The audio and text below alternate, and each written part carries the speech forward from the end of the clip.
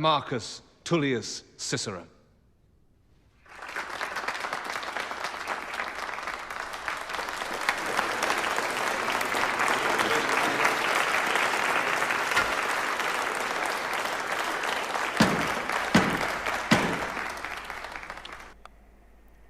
To what destiny of mine, O conscript fathers, shall I say that it is owing that none for the last 20 years has been an enemy to the Republic without at the same time declaring war against me?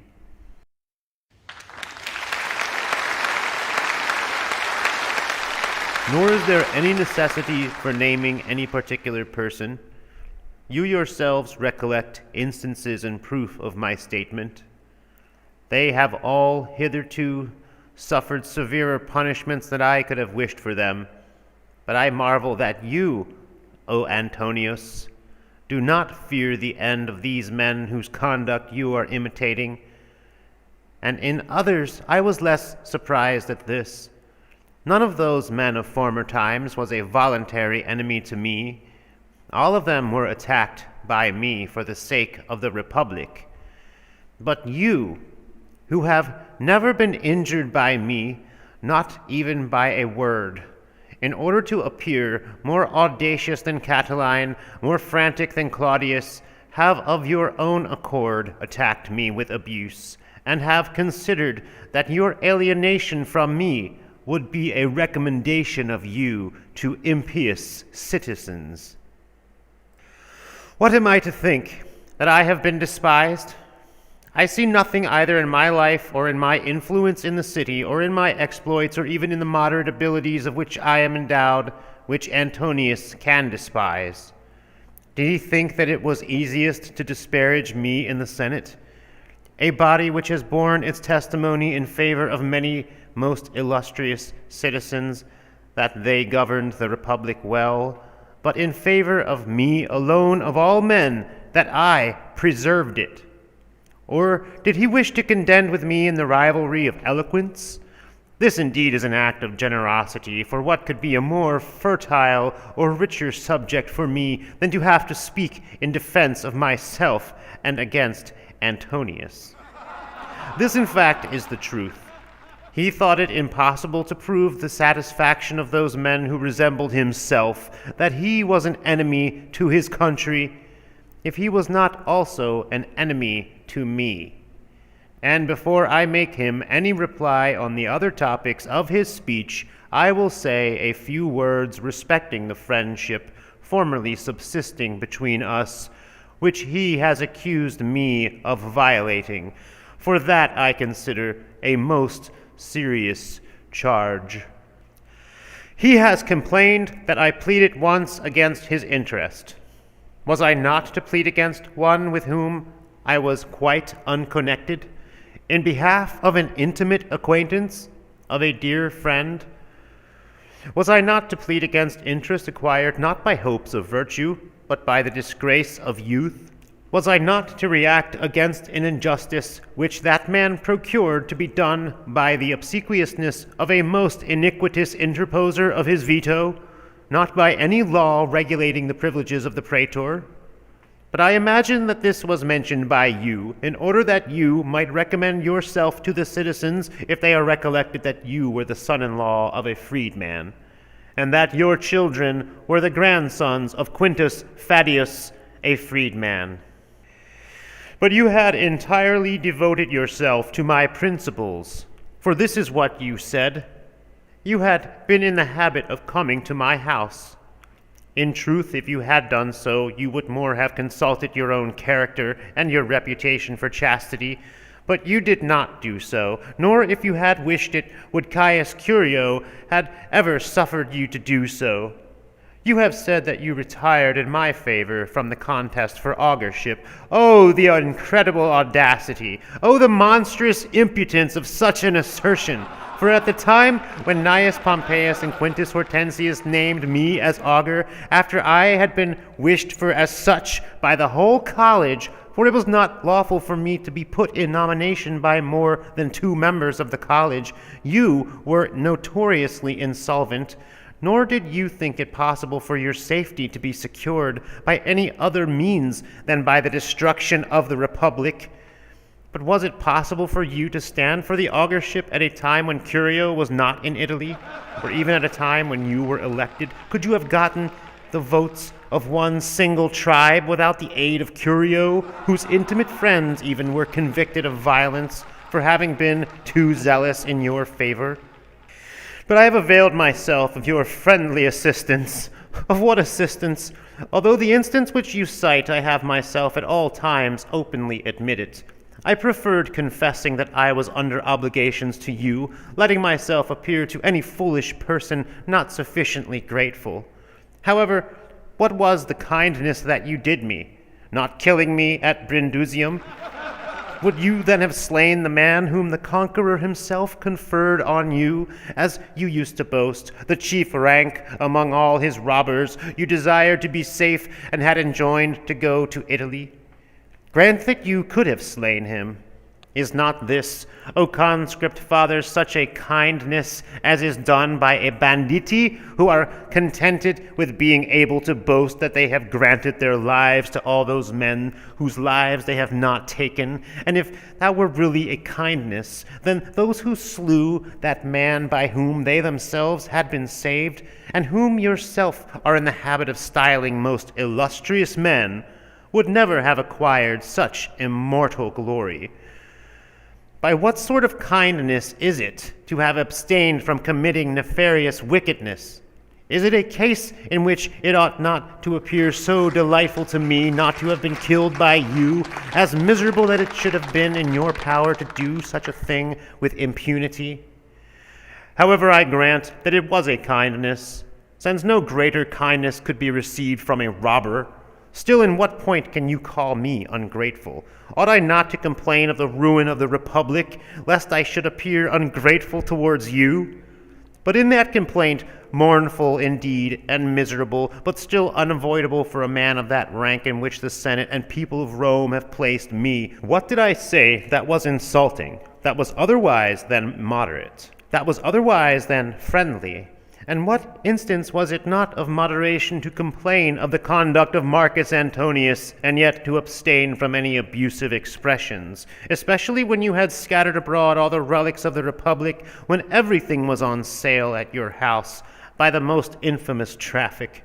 When you confessed that those laws which had never been promulgated had been passed with reference to you and by you, when you, being an augur, had abolished the auspices, being consul, and taking away the power of interposing the veto, when you were escorted in the most shameful manner by armed guards, when worn out with drunkenness and debauchery, you were every day performing all sorts of obscenities in that chaste house of yours. But I, as if I had to contend against Marcus Crassus, with whom I had had many severe struggles, and not with a most worthless gladiator, while complaining in dignified language of the state of the Republic, did not say one word which could be called personal. Therefore today I will make him understand with what great kindness he was then treated by me. But he also read letters which he said that I had sent to him, like a man devoid of humanity and ignorant of the common usages of life. For who has ever been but slightly acquainted with the habits of polite men, produced in an assembly and openly read letters which had been sent to him by a friend, just because some quarrel had arisen between them? Is not this destroying all companionship in life, destroying the means by which absent friends converse together? How many jests are frequently put in letters, which if they were produced in public would appear stupid? How many serious opinions, which for all that ought not to be published? Let this be a proof for your utter ignorance of courtesy. Now mark also his incredible folly. What have you to oppose me, O you eloquent man, as you seem at least to Mustela Tamisius, or to Tyro Numisius, and while these men are standing at this very time in the sight of the Senate with drawn swords, I too will think you an eloquent man, if you will show how you will defend them if they were charged with being assassins. However, what answer would you make if I were to deny that I ever sent those letters to you? By what evidence could you convict me? By my handwriting? Of handwriting indeed you have a lucrative knowledge. How can you prove it in that manner? For the letters are written by an amanuensis. By this time I envy your teacher, who for all that payment, which I shall mention presently, has taught you to know nothing. For what can be less like, I do not say an orator, but a man, than to reproach an adversary with a thing which, if be denied by one single word, he who has reproached him cannot advance one step further? But I do not deny it, and in this very point I convict you not only of inhumanity but also of madness. For what expression is there in those letters which is not full of humanity and service and benevolence? And the whole of your charge amounts to this, that I do not express a bad opinion of you in those letters, that in them I wrote as to a citizen and as to a virtuous man, not as to a wicked man and a robber. But your letters I will not produce, although I fairly might, now that I am thus challenged by you. Letters in which you beg of me that you may be enabled by my consent to procure the recall of someone from exile. And you will not attempt it if I have any objection, and you prevail on me by your entreaties, for why should I put myself in the way of your audacity, when neither the authority of this body, nor the opinion of the Roman people, nor any laws are able to restrain you? However, what was the object of your addressing these entreaties to me? If the man for whom you were entreating was already restored by a law of Caesar's, I suppose the truth was that he wished it to be done by me as a favor, in which manner there could not be any favor done even by himself if a law was already passed for the purpose. But as, O conscript fathers, I have many things which I must say, both in my own defense and against Marcus Antonius, one thing I ask you, that you will listen to me with kindness while I am speaking for myself. The other I will ensure myself, namely, that you shall listen to me with attention while speaking against him.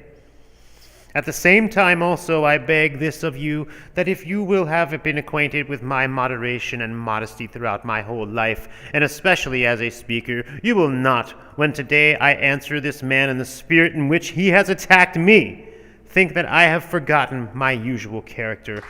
I will not treat him as a consul, for he did not treat me as a man of consular rank, and although he in no respect deserves to be considered a consul, whether we regard his way of life, or his principle of governing the republic, or the manner in which he was elected, I am beyond all dispute a man of consular rank. That therefore you might understand what sort of a consul he professed to be himself. He reproached me with my consulship, a consulship which, O conscript fathers, was in name indeed mine, but in reality yours. For what did I determine? What did I contrive? What did I do that was not determined, contrived, or done by the council and authority and in accordance with the sentiments of this order? And have you, O wise man, O man not merely eloquent, dared to find fault with these actions before the very men by whose counsel and wisdom they were performed? But who was ever found before, except Publius Claudius, to find fault with my consulship? And his fate indeed awaits you, as it also awaited Caius Curio, since that is now in your house which was fatal to each of them. Marcus Antonius disapproves of my consulship, but it was approved of by Publius Servilius, to name that man first of the men of consular rank who had died most recently. It was approved of by Quintus Catulus, whose authority will always carry weight in this republic. It was approved of by the two Luculli, by Marcus Crassus, by Quintus Hortensius, by Caius Curio, by Caius Piso, by Marcus Glabrio, by Marcus Lepidus, by Lucius Volcatius, by Caius Figulus, by Decimus, Silanus, by Lucius, Murena, who at that time were consuls elect. The same consulship also which was approved of by these men of consular rank was approved of by Marcus Cato, who escaped many evils by departing from this life, and especially the evil of seeing you consul.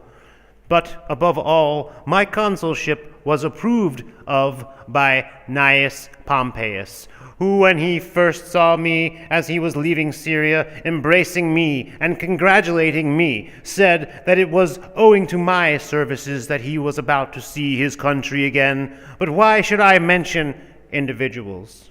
It was approved of by the Senate in a very full house, so completely that there was no one who did not thank me as if I had been his parent, who did not attribute to me the salvation of his life, of his fortunes, of his children, and of the Republic. But since the Republic has now been deprived of those men whom I have named, many and illustrious as they were, let us come to the living, since two of the men of consular rank are still left to us. Lucius Cotta, a man of the greatest genius and the most consummate prudence, proposed a supplication in my honor for those very actions with which you find fault, in the most complimentary language, and those very men of consular rank whom I have named, in the whole Senate adopted his proposal, an honor which has never been paid to anyone else in the garb of peace from the foundation of the city to my time. With what eloquence, with what firm wisdom, with what a weight of authority did Lucius Caesar, your uncle, pronounce his opinion against the husband of his own sister, your stepfather. But you, when you ought to have taken him as your adviser and tutor in all your designs, and in the whole conduct of your life, preferred being like your stepfather to resembling your uncle. I, who had no connection with him, acted by his counsels while I was consul. Did you, who were his sister's son, ever once consult with him on the affairs of the Republic? But who are they whom Antonius does consult? O ye immortal gods, they are men whose birthdays we have still to learn. Today Antonius is not coming down. Why? He is celebrating the birthday feast at his villa, in whose honor I will name no one. Suppose it is in honor of some Phormio or Gnatho or even Ballio. Oh, the abominable profligacy of the man! Oh, how intolerable his impudence, his debauchery, and his lust! Can you, when you have one of the chiefs of the Senate, a citizen of singular virtue so nearly related to you, abstain from ever consulting him on the affairs of the Republic, and consult men who have no property whatever of their own, and are draining yours? Yes, your consulship, forsooth, is a salutary one for the state, mine a mischievous one. Have you so entirely lost all shame as well as all chastity that you could venture to say this in that temple in which I was consulting that Senate which formerly, in the full enjoyment of its honors, presided over the world? And did you place around it abandoned men armed with swords? But you have dared besides, what is there which you would not dare, to say that the Capitoline Hill, when I was consul, was full of armed slaves. I was offering violence to the Senate, I suppose in order to compel the adoption of those infamous decrees of the Senate. O wretched man, whether those things are not known to you, for you know nothing that is good, and whether they are, when you dare to speak so shamelessly before such men. For what Roman knight was there, what youth of noble birth except you, what man of any rank or class who recollected that he was a citizen who was not on the Capitoline Hill while the Senate was assembled in this temple? Who was there who did not give in his name? Although there could not be provided checks enough, nor were the books able to contain their names. In truth, when wicked men, being compelled by the revelation of the accomplices, by their own handwriting, and by what I may almost call the voices of their letters, were confessing that they had planned the parricidal destruction of their country, and that they had agreed to burn the city, to massacre the citizens, to devastate Italy, to destroy the Republic. Who could have existed without being roused to defend the common safety? Especially when the Senate and the people of Rome had a leader then, and if they had one now, like he was then, the same fate would befall you which did overtake them. He asserts that the body of his stepfather was not allowed burial by me. But this is an assertion that was never made by Publius Claudius, a man whom I was deservedly an enemy of his. I grieve now to see surpassed by you in every sort of vice. But how could it occur to you to recall to our recollection that you had been educated in the house of Publius Lentulus? Were you afraid that we might think that you could have turned out as infamous as you are by the mere force of nature? Your natural qualities have not been strengthened by education. But you are so senseless that throughout the whole of your speech you were at variance with yourself, so that you said things which had not only no coherence with each other, but which were most inconsistent with and contradictory to one another, so that there was not so much opposition between you and me as there was between you and yourself. You confessed that your stepfather had been implicated in that enormous wickedness, yet you complained that he had inflicted punishment on me. And by doing so, you praised what was peculiarly my achievement and blamed that which was wholly the act of the Senate. For the detection and arrest of the guilty parties was my work. Their punishment was the work of the Senate. But that eloquent man does not perceive that the man against whom he is speaking is being praised by him, and that those before whom he is speaking are being attacked by him. But now what an act! I will not say of audacity, for he is anxious to be called audacious, but, and that is what he is not desirous of, what an act of folly in which he surpasses all men. Is it to make mention of the Capitoline Hill at a time when armed men are actually between our benches, when men armed with swords are now stationed in this same temple of Concord, O ye immortal gods, in which, while I was consul, opinions most salutary to the state were delivered, owing to which it is that we are all alive to this day. Accuse the Senate. Accuse the equestrian body, which at that time was united with the Senate. Accuse every order or society and all the citizens, as long as you confess that this assembly at this very moment is besieged by Etrurian soldiers.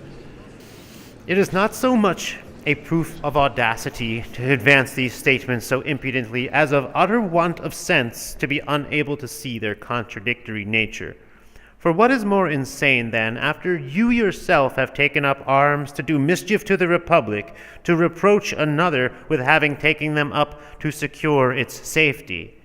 On one occasion you even attempted to be witty. O ye good gods, how little did that attempt suit you! And yet you are a little to be blamed for your failure in that instance, for you might have got some wit from your wife, who was an actress. Arms to the gown must yield. Well, have they not yielded? But afterwards the gown yielded to your arms. Let us inquire then whether it was better for the arms of wicked men to yield to the freedom of the Roman people, or that our liberty should yield to your arms. Nor will I make any further reply to you about the verses. I will say only briefly that you do not understand them, nor any other literature whatsoever. That I have never at any time been wanting to the claims that either the Republic or my friends had upon me, but nevertheless that in all the different sorts of composition on which I have employed myself during my leisure hours, I have always endeavored to make my labors among my writings such as to be some advantage to our youth and some credit to the Roman name. But however, all of this has nothing to do with the present occasion. Let us consider more important matters. You have said that Publius Claudius was slain by my contrivance. What would men have thought if he had been slain at the time when you pursued him in the forum with a drawn sword in the sight of all the Roman people, and when you would have settled his business if he had not thrown himself up the stairs of a bookseller's shop, and shutting them against you, checked your attack by that means?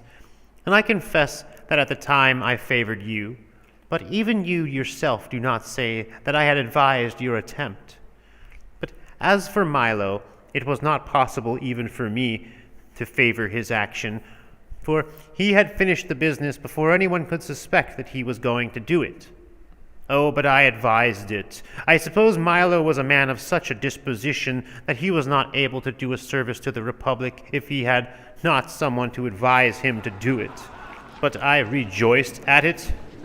Well, suppose I did. Was I to be the only sorrowful person in the city when everyone else was in such delight? Although that inquiry into the death of Publius Claudius was not instituted with any great wisdom, for what was the reason for having a new law to inquire into the conduct of the man who had slain him, when there was a form of inquiry already established by the laws? However, an inquiry was instituted, and have you now been found so many years afterwards to say a thing which at the time that the affair was under discussion no one had ventured to say against me? But as to the assertion that you had dared to make, and that at a great length too, that it was by my means that Pompeius was alienated from his friendship with Caesar, and that on that account it was my fault that the civil war was originated, in that you had not erred so much in the main facts, as, and that is of the greatest importance, in the times. When Marcus Bibulus, a most illustrious citizen, was consul, I omitted nothing which I could possibly do or attempt to draw off Pompeius from his union with Caesar, in which, however, Caesar was more fortunate than I, for he himself drew off Pompeius from his intimacy with me. But afterwards, when Pompeius joined Caesar with all his heart, what could have been my object in attempting to separate them? It would have been the part of a fool to hope to do so, and of an impudent man to advise it. However, 2 occasions did arise on which I gave Pompeius advice against Caesar. You are at liberty to find fault with my conduct on those occasions if you can. One was when I advised him not to continue Caesar's government for 5 years more. The other when I advised him not to permit him to be considered as a candidate for the consulship when he was absent. And if I had been able to prevail on him in either of these particulars, we should never have fallen into our present miseries. Moreover, I also, when Pompeius had now devoted to the service of Caesar all his power and all the power of the Roman people, and had begun when it was too late to perceive all those things which I had foreseen long before, and when I saw that a nefarious war was about to be waged against our country, I'd never ceased to be the adviser of peace and concord and some arrangement, and that language of mine was well known to many people. I wish, O Gnaeus Pompeius, that you had never joined in a confederacy with Gaius Caesar, or else that you had never broken it off. The one conduct would have become your dignity, and the other would have been suited to your prudence. This, O Marcus Antonius, was at all times my advice, both respecting Pompeius and concerning the Republic, and if it had prevailed, the Republic would still be standing, and you would have perished through your own crimes and indigence and infamy. But these are all old stories now. This charge, however, is quite a modern one, that Caesar was slain by my contrivance. I am afraid, O conscript fathers, lest I should appear to you to have brought up a straw man against myself, which is a most disgraceful thing to do, a man not only to distinguish me by the praises which are my due, but to load me also with those which do not belong to me.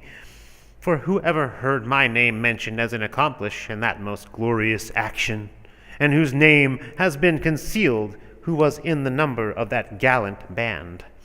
Concealed, do I say? Whose name was there which was not at once made public? I should sooner say that some men had boasted in order to appear to have been concerned in that conspiracy, though they had in reality known nothing of it, than that anyone who had been an accomplice of it could have wished to be concealed. Moreover, how likely is it that among such a number of men some obscure, some young men who have not the wit to conceal anyone, my name could possibly have escaped notice?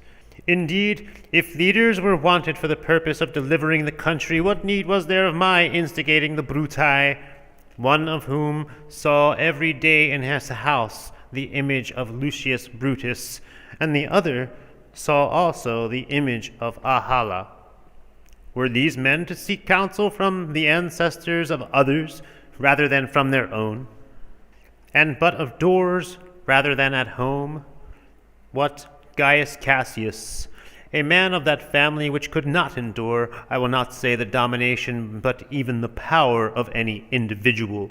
He, I suppose, was in need of me to instigate him, a man who even without the assistance of these other most illustrious men would have accomplished this same deed in Cilicia, at the mouth of the river Kidnus, if Caesar had brought his ships to that bank of the river which he had intended, and not the opposite one.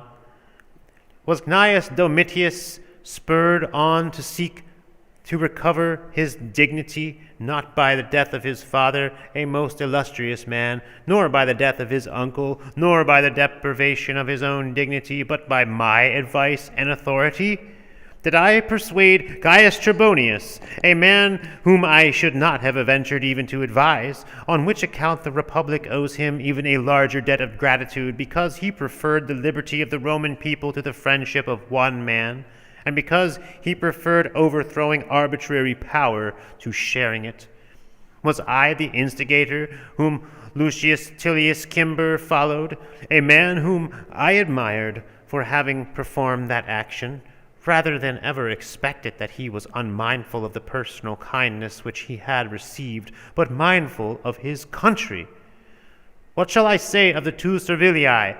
Shall I call them Cascas or Ahalas? And do you think that those men were instigated by my authority rather than by their affection for the Republic? It would take a long time to go through all the rest, and it is a glorious thing for the Republic that they were so numerous, and a most honorable thing also for themselves. But recollect, I pray you, how that clever man convicted me of being an accomplice in the business. When Caesar was slain, says he, Marcus Brutus immediately lifted up on high his bloody dagger and called on Cicero by name, and congratulated him on liberty being recovered. Why one man above all men? Because I knew of it beforehand? Consider whether this was not his reason for calling on me, that when he had performed an action very like those which I myself had done, he called me above all men to witness that he had been an imitator of my exploits. But you, O stupidest of all men, do you not perceive that if it is a crime to have wished that Caesar should be slain, which you accuse me of having wished, it is a crime also to have rejoiced at his death? For what is the difference between a man who has advised an action and one who has approved of it? Or what does it signify whether I wished it to be done or rejoice that it had been done? Is there any one, then, except you yourself and these men who wished him to become king, who was unwilling that that deed should be done, or who disapproved of it after it was done? All men, therefore, are guilty as far as this goes. In truth, all good men, as far as it depended on them, bore a part in the slaying of Caesar. Some did not know how to contrive it, some had not courage for it, some had no opportunity. Everyone had the inclination. However, remark the stupidity of this fellow, I should rather say, of this brute beast. For thus he spoke: Marcus Brutus, whom I name to do him honor, holding aloft his bloody dagger, called upon Cicero, from which it must be understood that he was privy to the action. Am I then called wicked by you because you suspect that I suspected something? And is he who openly displayed his reeking dagger named by you, that you may do him honor? Be it so. Let this stupidity exist in your language. How much greater is it in your actions and opinions? Arrange matter in this way at last, O consul. Pronounce the cause of the Bruti, of Gaius Cassius, of Gnaeus Domitius, of Caius Trebonius, and the rest to be whatever you please to call it. Sleep off that intoxication of yours, sleep it off, and take breath. Must one apply a torch to you to waken you while you are sleeping over such an important affair? Will you never understand that you have to decide whether those men who perform that action are homicides or asserters of freedom? For just consider a little, and for a moment think of the business like a sober man. I who, as I myself confess, am an intimate friend of those men, and, as you accuse me, an accomplice of theirs, deny that there is any medium between these alternatives. I confess that they, if they be not deliverers of the Roman people and saviors of the Republic, are worse than assassins, worse than homicides, worse even than parricides, since it is a more atrocious thing to murder the father of one's country than one's own father. You wise and considerate man, what do you say to this? If they are parricides, why are they always named by you, both in this assembly and before the Roman people, with a view to do them honor? Why has Marcus Brutus been in your motion excused from obedience to the laws and allowed to be absent from the city more than 10 days? Why were the games of Apollo celebrated with incredible honor to Marcus Brutus? Why were provinces given to Brutus and Cassius? Why were the quaestors assigned to them? Why was the number of their lieutenants augmented? And all these measures were owing to you. They are not homicides, then. It follows that in your opinion they are deliverers of their country, since there can be no other alternative. What is the matter? Am I embarrassing you? For perhaps you do not quite understand propositions which are stated disjunctively.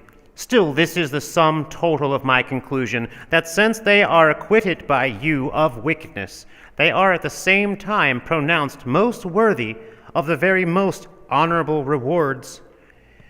Therefore, I will now proceed again with my oration. I will write to them. If anyone by chance should ask whether what you have imputed to me be true, not to deny it to anyone. In truth, I am afraid that it must be considered either a not very creditable thing to them, that they should have concealed the fact of my being an accomplice, or else a most discreditable one to me, that I was invited to be one, and that I shirked it. For what greater exploit, I call you to witness, O august Jupiter, was ever achieved not only in this city, but in all the earth? What more glorious action was ever done? What deed was ever more deservedly recommended to the everlasting recollection of men? Do you then shut me up to the other leaders of the partnership in this design, as in the Trojan horse? I have no objection. I even thank you for doing so with whatever intent you do it. For the deed is so great a one that I cannot compare the unpopularity which you wish to excite against me on account of it with its real glory. For who can be happier than those men whom you boast of having now expelled and driven from the city? What place is there either so deserted or so uncivilized as not to seem to greet and to covet the presence of those men wherever they have arrived? What men are so clownish as not, when they have once beheld them, to think that they have reaped the greatest enjoyment that life can give? And what posterity will ever be so forgetful? What literature will ever be found so ungrateful as not to cherish their glory with undying recollection? Enroll me then, I beg, in the number of those men. But one thing I am afraid you may not approve of, for if I had really been one of their number, I should not have only got rid of the king, but of the kingly power also out of the republic.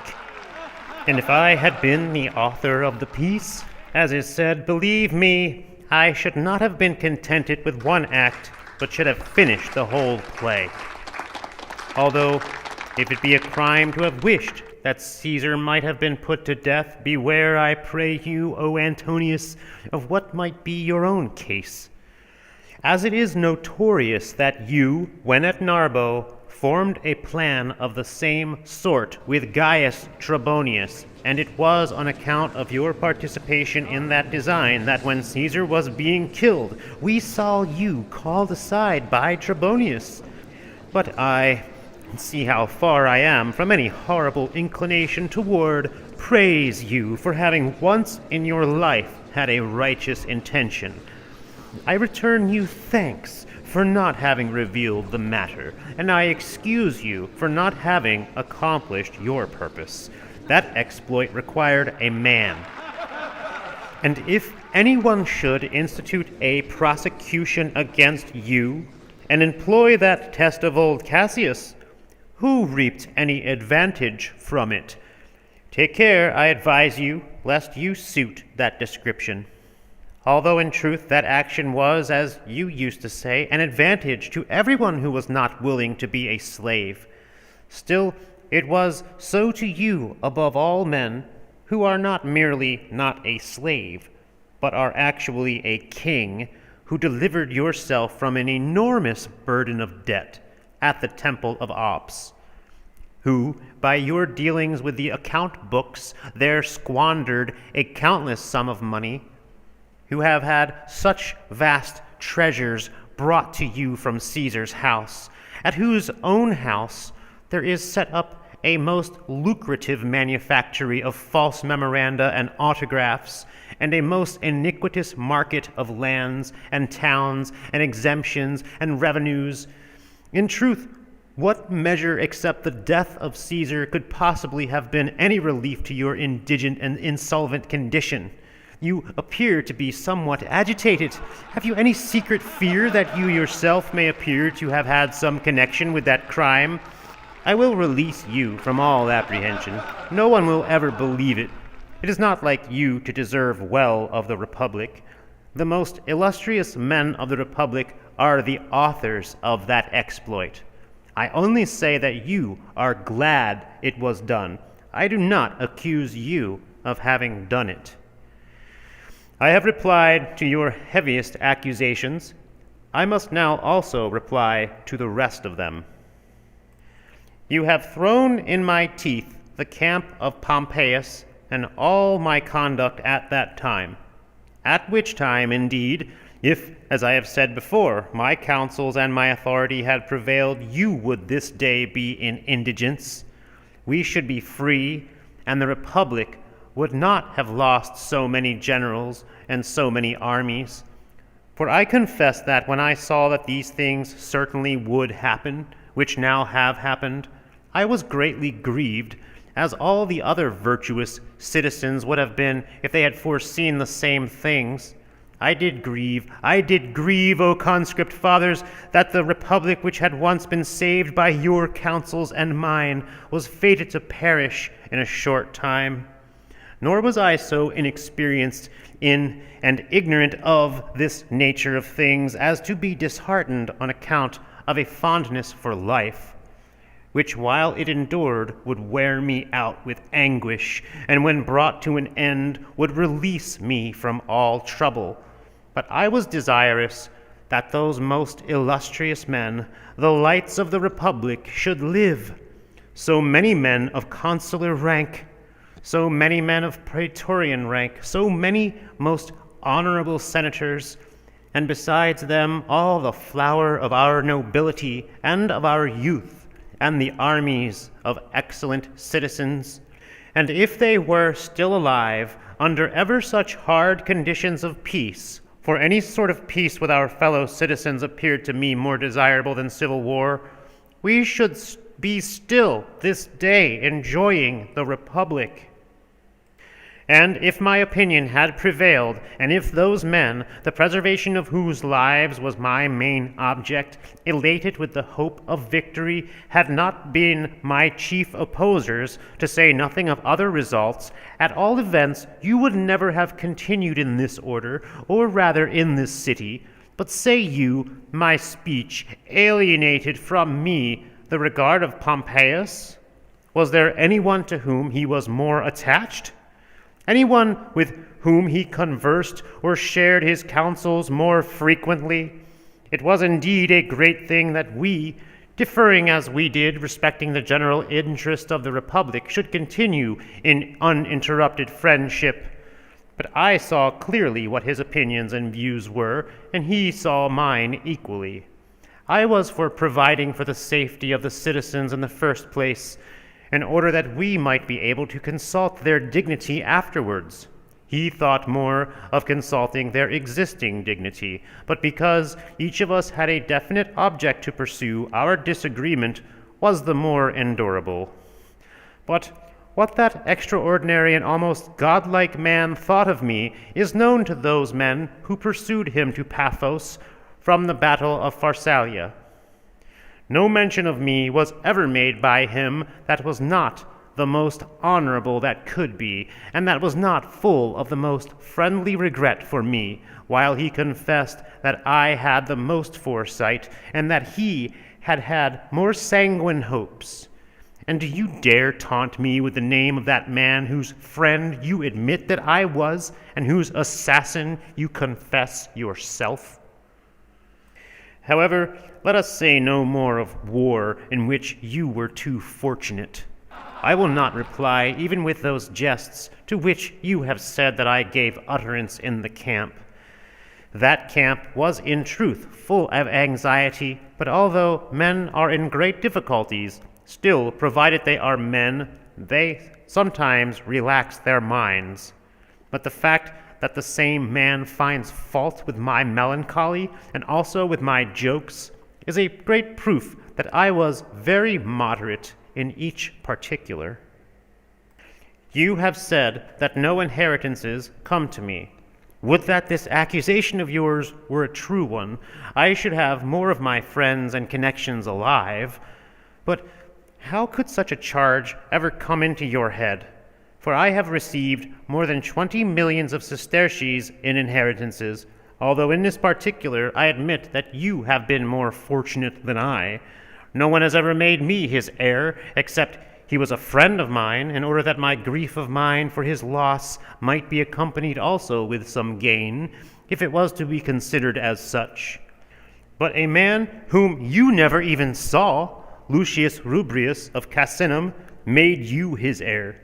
And see now how much he loved you, who, though he did not even know whether you were white or black, passed over the son of his brother, Quintus Fufius, a most honorable Roman knight, and most attached to him, whom he had on all occasions openly declared his heir.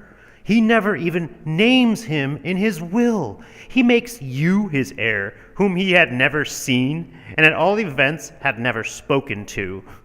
I wish you would tell me, if it is not too much trouble, what sort of countenance Lucius Tullius was of, what sort of height, from what municipal town he came, and of what tribe he was a member. I know nothing, you will say, about him, except what farms he had. Therefore, he, disinheriting his brother, made you his heir. And besides these instances, this man has seized on much other property belonging to men wholly unconnected with him, to the exclusion of the legitimate heirs, as if he himself were their heir. Although the thing that struck me with most astonishment of all was that you should venture to make mention of inheritances when you yourself had not received the inheritance of your own father. And was it in order to collect all these arguments, O you most senseless of men, that you spent so many days in practicing declamation in another man's villa? Although, indeed, as your most intimate friends usually say, you are in the habit of declaiming, not for the purpose of whetting your genius, but of working off the effects of wine. And indeed you employ a master to teach you jokes, a man appointed by your own vote and that of your boon companions, a rhetorician whom you have allowed to say whatever he pleased against you, a thoroughly facetious gentleman, but there are plenty of materials for speaking against you and against your friends. But just see now what a difference there is between you and your grandfather. He used with great deliberation to bring forth arguments advantageous for the cause he was advocating. You pour forth in a hurry the sentiments which you have been taught by another. And what wages have you paid this rhetorician? Listen, O conscript fathers, and learn the blows which are inflicted on the Republic. You have assigned, O Antonius, 2,000 acres of land to the Leontine district to Sextus Claudius the rhetorician, and those two exempt from every kind of tax for the sake of putting the Roman people to such a vast expense that you might learn to be the fool. Was this gift, too, O you most audacious of men, found among Caesar's papers? But I will take another opportunity to speak about the Leontine and the Campanian district, where he has stolen lands from the Republic to pollute them with the most infamous owners. For now, since I have sufficiently replied to all his charges, I must say a little about our corrector and censor himself, and yet I will not say all I could, in order that if I have often to battle with him, I may always come to contest with fresh arms, and the multitude of his vices and atrocities will easily enable me to do so. Shall we then examine your conduct from the time when you were a boy? I think so. Let us begin at the beginning.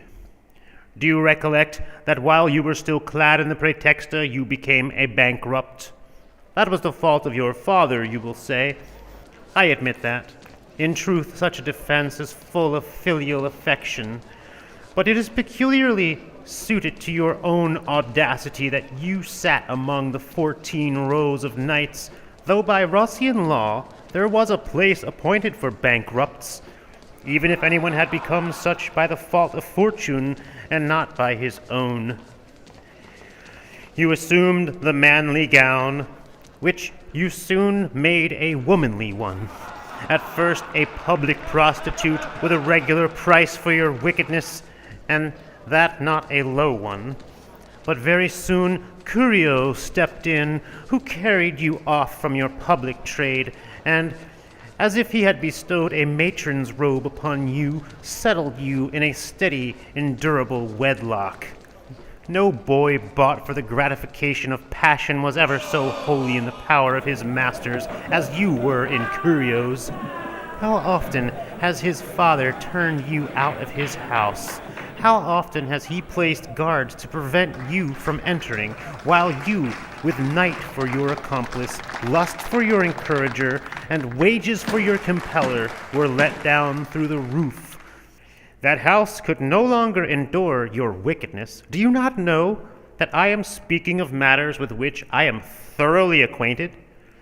Remember that time when Curio the father lay weeping in his bed, his son, throwing himself at my feet with tears, recommended to me you. He entreated me to defend you against his own father, if he demanded 6 million sesterces of you, for that he had been bail for you to that amount. And he himself, burning with love, declared positively that because he was unable to bear the misery of being separated from you, he should go into banishment. And at that time, what misery of that most flourishing family did I allay, or rather did I remove? I persuaded the father to pay the son's debts, to release the young man, endowed as he was with great promise of courage and ability by the sacrifice of part of his family estate, and to use his privileges and authority as a father to prohibit him not only from all intimacy with, but from every opportunity of meeting you. When you recollected that all this was done by me, would you have dared to provoke me by abuse if you had not been trusting to those swords which we behold?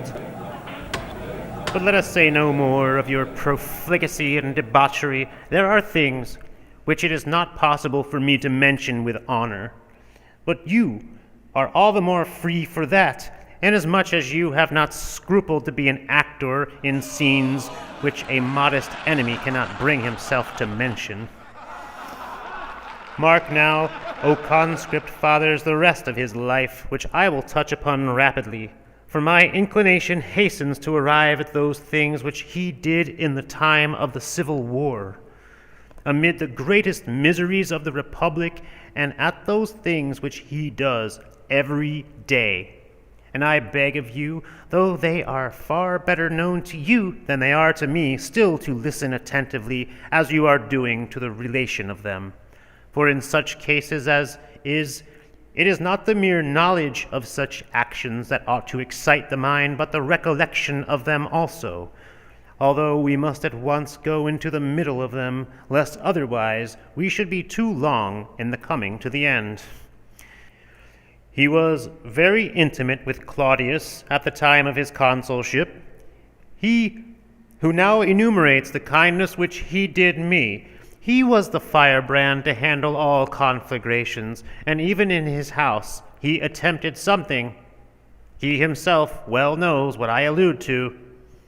From thence he made a journey to Alexandria, in defiance of the authority of the senator, and against the interests of the Republic, and in spite of religious obstacles. But he had Gabinius for his lender, with whom whatever he did was sure to be right. And what were the circumstances of his return from thence? What sort of return was it? He went from Egypt to the farthest extremity of Gaul before he returned home. And what was his home? For at that time every man had possession of his own house, and you had no house anywhere, O Antonius. House, do you say? What place was there in the whole world where you could set your foot on anything that belonged to you, except Maenum, which you farmed with your partners, as if it had been Sisapo? You came from Gaul to stand for the quaestorship. Dare to say that you went to your own father before you came to me? I had already received Caesar's letters begging me to allow myself to accept of your excuses, and therefore I did not allow you even to mention thanks. After that, I was treated with respect by you, and you received attentions from me in your canvass for the quaestorship. And it was at that time indeed that you endeavored to slay Publius Claudius in the Forum with the approbation of the Roman people, and though you made the attempt of your own accord and not at my instigation, still you clearly alleged that you did not think, unless you slew him, that you could possibly make amends to me for all the injuries which you had done me. And this makes me wonder why you should say that Milo did that deed at my instigation, when I never once exhorted you to do it. Who of your own accord attempted to do me the same service? Although, if you had persisted in it, I should have preferred allowing the action to be set down entirely to your own love of glory rather than to my influence. You were elected quaestor on this immediately, without any resolution of the Senate authorizing such a step, without drawing lots, without procuring any law to be passed. You hastened to Caesar, for you thought the camp the only refuge on earth for indigence and debt and profligacy, for all men, in short, who were in a state of utter ruin. Then, when you had recruited your resources again by his largesses and your own robberies, if indeed a person can be said to recruit who only acquires something that he may immediately squander, you hastened, being again a beggar, to the tribuneship, in order that in the magistracy you might, if possible, behave like your friend. Listen now, I beseech you, O conscript fathers, not to those things which he did indecently and profligately to his own injury and to his own disgrace as a private individual, but to the actions which he did impiously and wickedly against us and our fortunes, that is to say, against the whole republic. For it is from his wickedness that you will find that the beginning of all these evils has arisen. For when, in the consulship of Lucius Lentulus and Marcus Marcellus, you, on the 1st of January, were anxious to prop up the republic, which was tottering and almost failing, and were willing to consult the interest of Gaius Caesar himself, if he would have acted like a man in his senses. Then this fellow opposed to your counsels his tribuneship, which he had sold and handed over to the purchaser, and exposed his own neck to that axe under which many have suffered for smaller crimes. It was against you, O Marcus Antonius, that the Senate, while still in the possession of its rights, before so many of its luminaries were extinguished, passed that decree which, in accordance with the usage of our ancestors, is at times passed against an enemy who is a citizen. And have you dared before these conscript fathers to say anything against me, when I have been pronounced by this order to be the savior of my country, and when you have been declared by it to be the enemy of the republic? The mention of that wickedness of yours has been interrupted, but the recollection of it has not been effaced. As long as the race of men, as long as the name of the Roman people shall exist, and that, unless it is prevented from being so by your means, will be everlasting, so long will that most mischievous interposition of your veto be spoken of. What was there that was being done by the Senate, either ambitiously or rashly, when you, one single young man, forbade the whole order to pass decrees concerning the safety of the republic?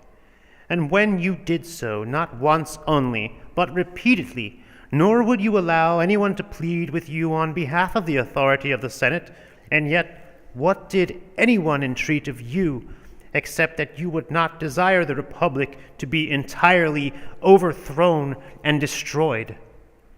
When neither the chief men of the state by their entreaties, nor the elders by their warnings, nor the Senate in a full house by pleading with you could move you from the determination which you had already sold, and as it were delivered to the purchaser, then it was, after having tried many other expedients previously, that a blow was of necessity struck at you which had been struck at only few men before you, and which none of them had ever survived.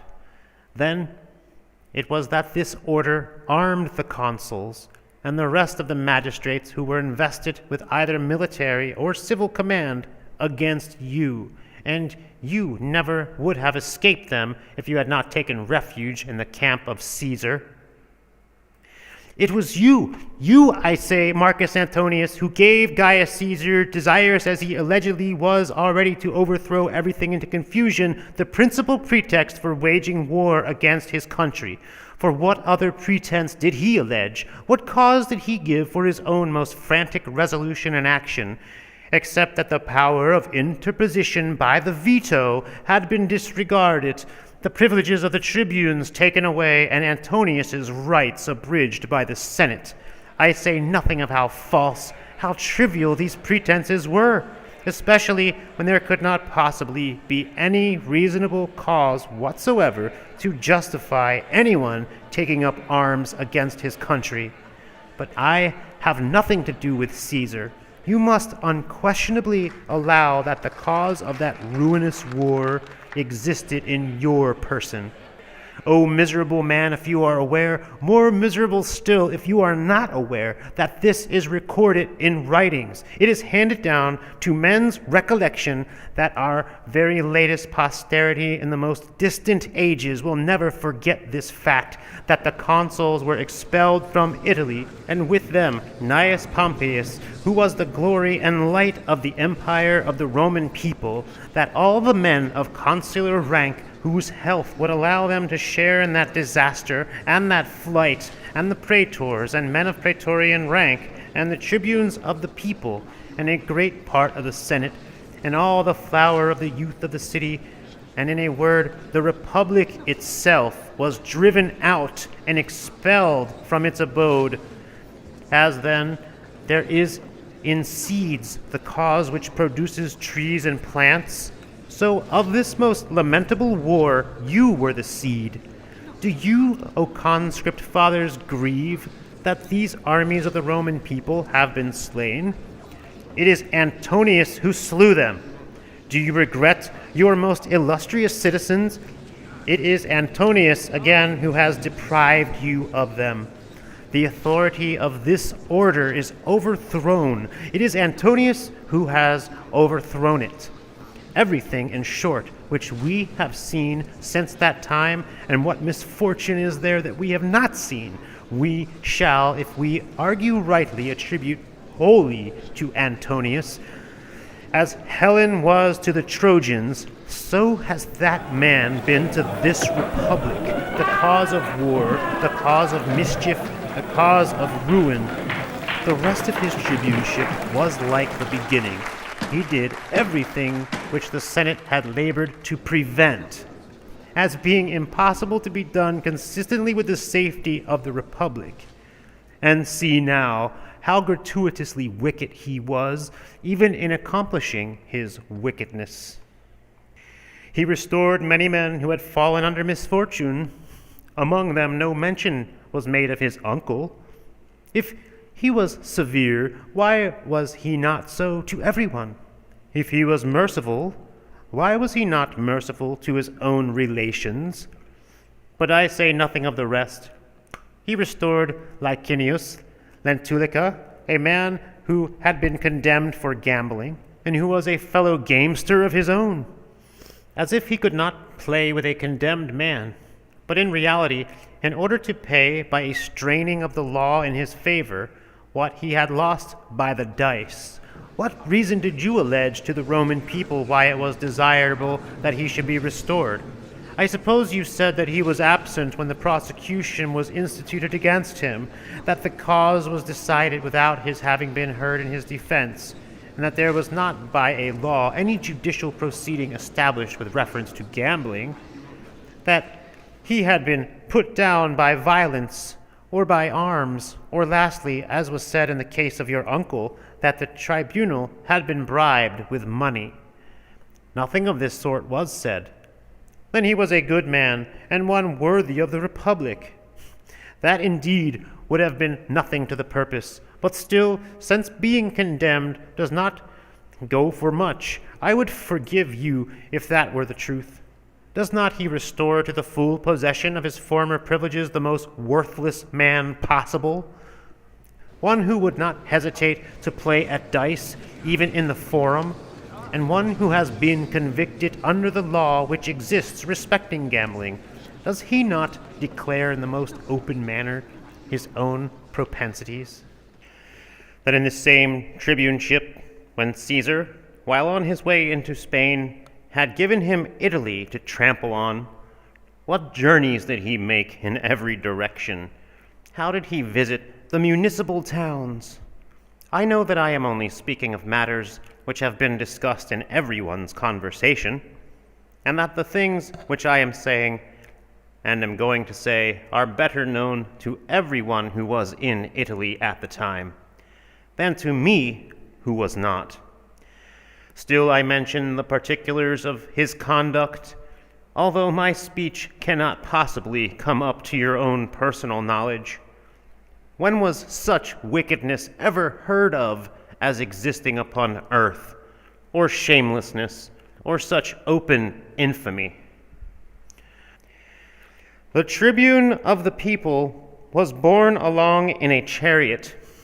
Lictors crowned with laurels preceded him, among whom, on an open litter, was carried an actress, whom honorable men, citizens of the different municipalities, coming out from their towns under compulsion to meet him, saluted not by the name which she was well known on the stage, but by that of Volumnia.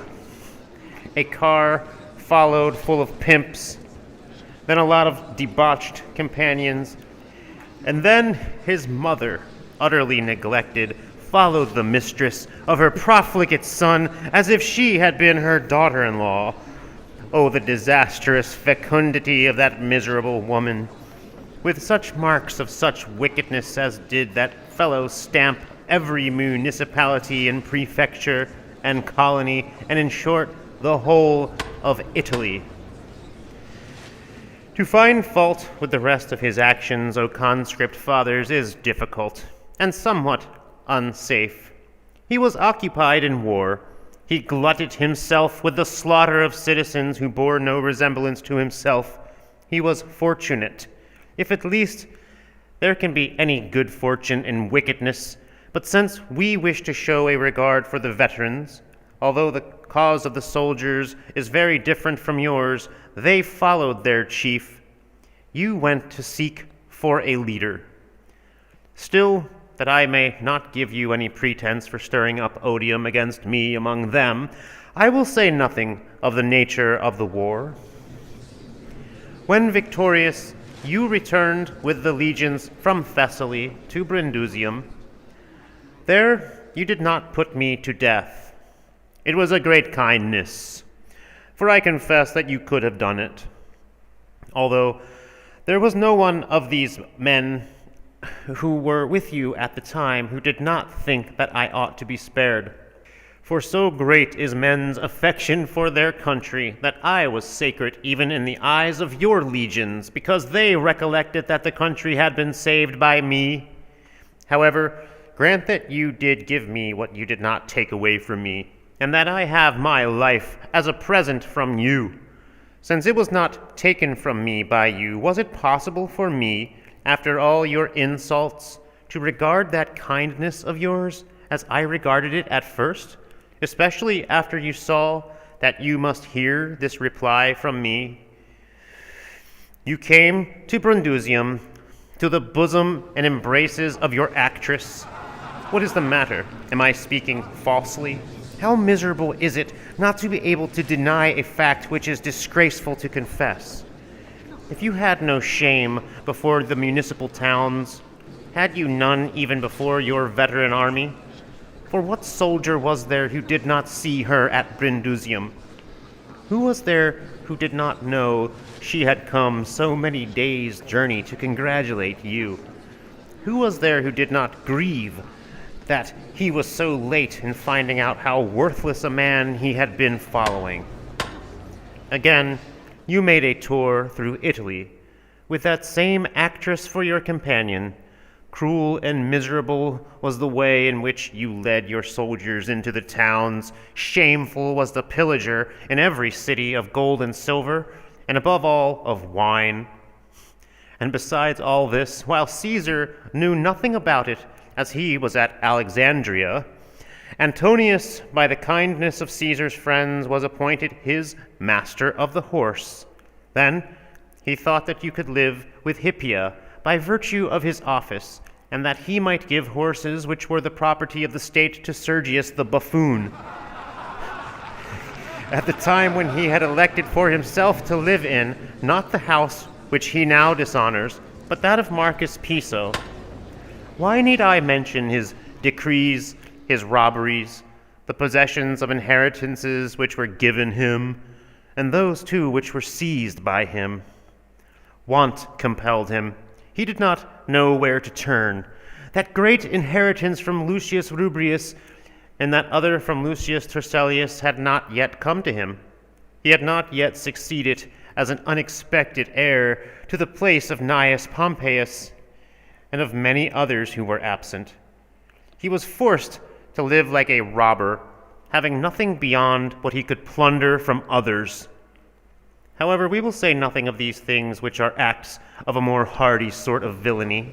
Let us speak rather of his meaner descriptions of worthlessness. You, with whose jaws of yours, and those sides of yours, and that strength of body suited to a gladiator, drank such quantities of wine at the marriage of Hippia, that you were forced to vomit the next day in the sight of the Roman people. O action disgraceful not merely to see, but even to hear of! If this had happened to you at supper amid those vast drinking cups of yours, who would not have thought it scandalous? but in an assembly of the Roman people, a man holding a public office, a master of the horse, to whom it would have been disgraceful even to belch, vomiting filled his own bosom, a whole tribunal of fragments of what he had been eating and reeking with wine. But he himself confesses this among his other disgraceful acts. Let us proceed to his more splendid offenses. Caesar came back from Alexandria, fortunate as he seemed, at least to himself, but in my opinion, no one can be fortunate who is unfortunate to the Republic. The spear was set up in front of the temple of Jupiter Stator, and the property of Gnaeus Pompeius Magnus. Miserable that I am, for even now that my tears have ceased to flow, my grief remains deeply implanted in my heart. The property, I say, of Gnaeus Pompeius the Great was submitted to the pitiless voice of the auctioneer. And that one occasion, the state forgot its slavery and groaned aloud, and though men's minds were enslaved as everything was kept under by fear, still the groans of the Roman people were free. While all men were waiting to see who would be so impious, who would be so mad, who would be so declared an enemy to the gods and to men as to dare to mix himself up with that wicked auction, no one was found except Antonius, even though there were plenty of men collected round that spear who would have dared anything else. One man alone was found to dare to do that which the audacity of everyone else had shrunk from and shuddered at. Were you then seized with such stupidity, or should I rather say with such insanity, as not to see that if you, being of the rank in which you were born, acted as a broker at all, and above all, as a broker in the case of Pompeius's property, you would be execrated and hated by the Roman people, and that all gods and all men must at once become and forever continue hostile to you.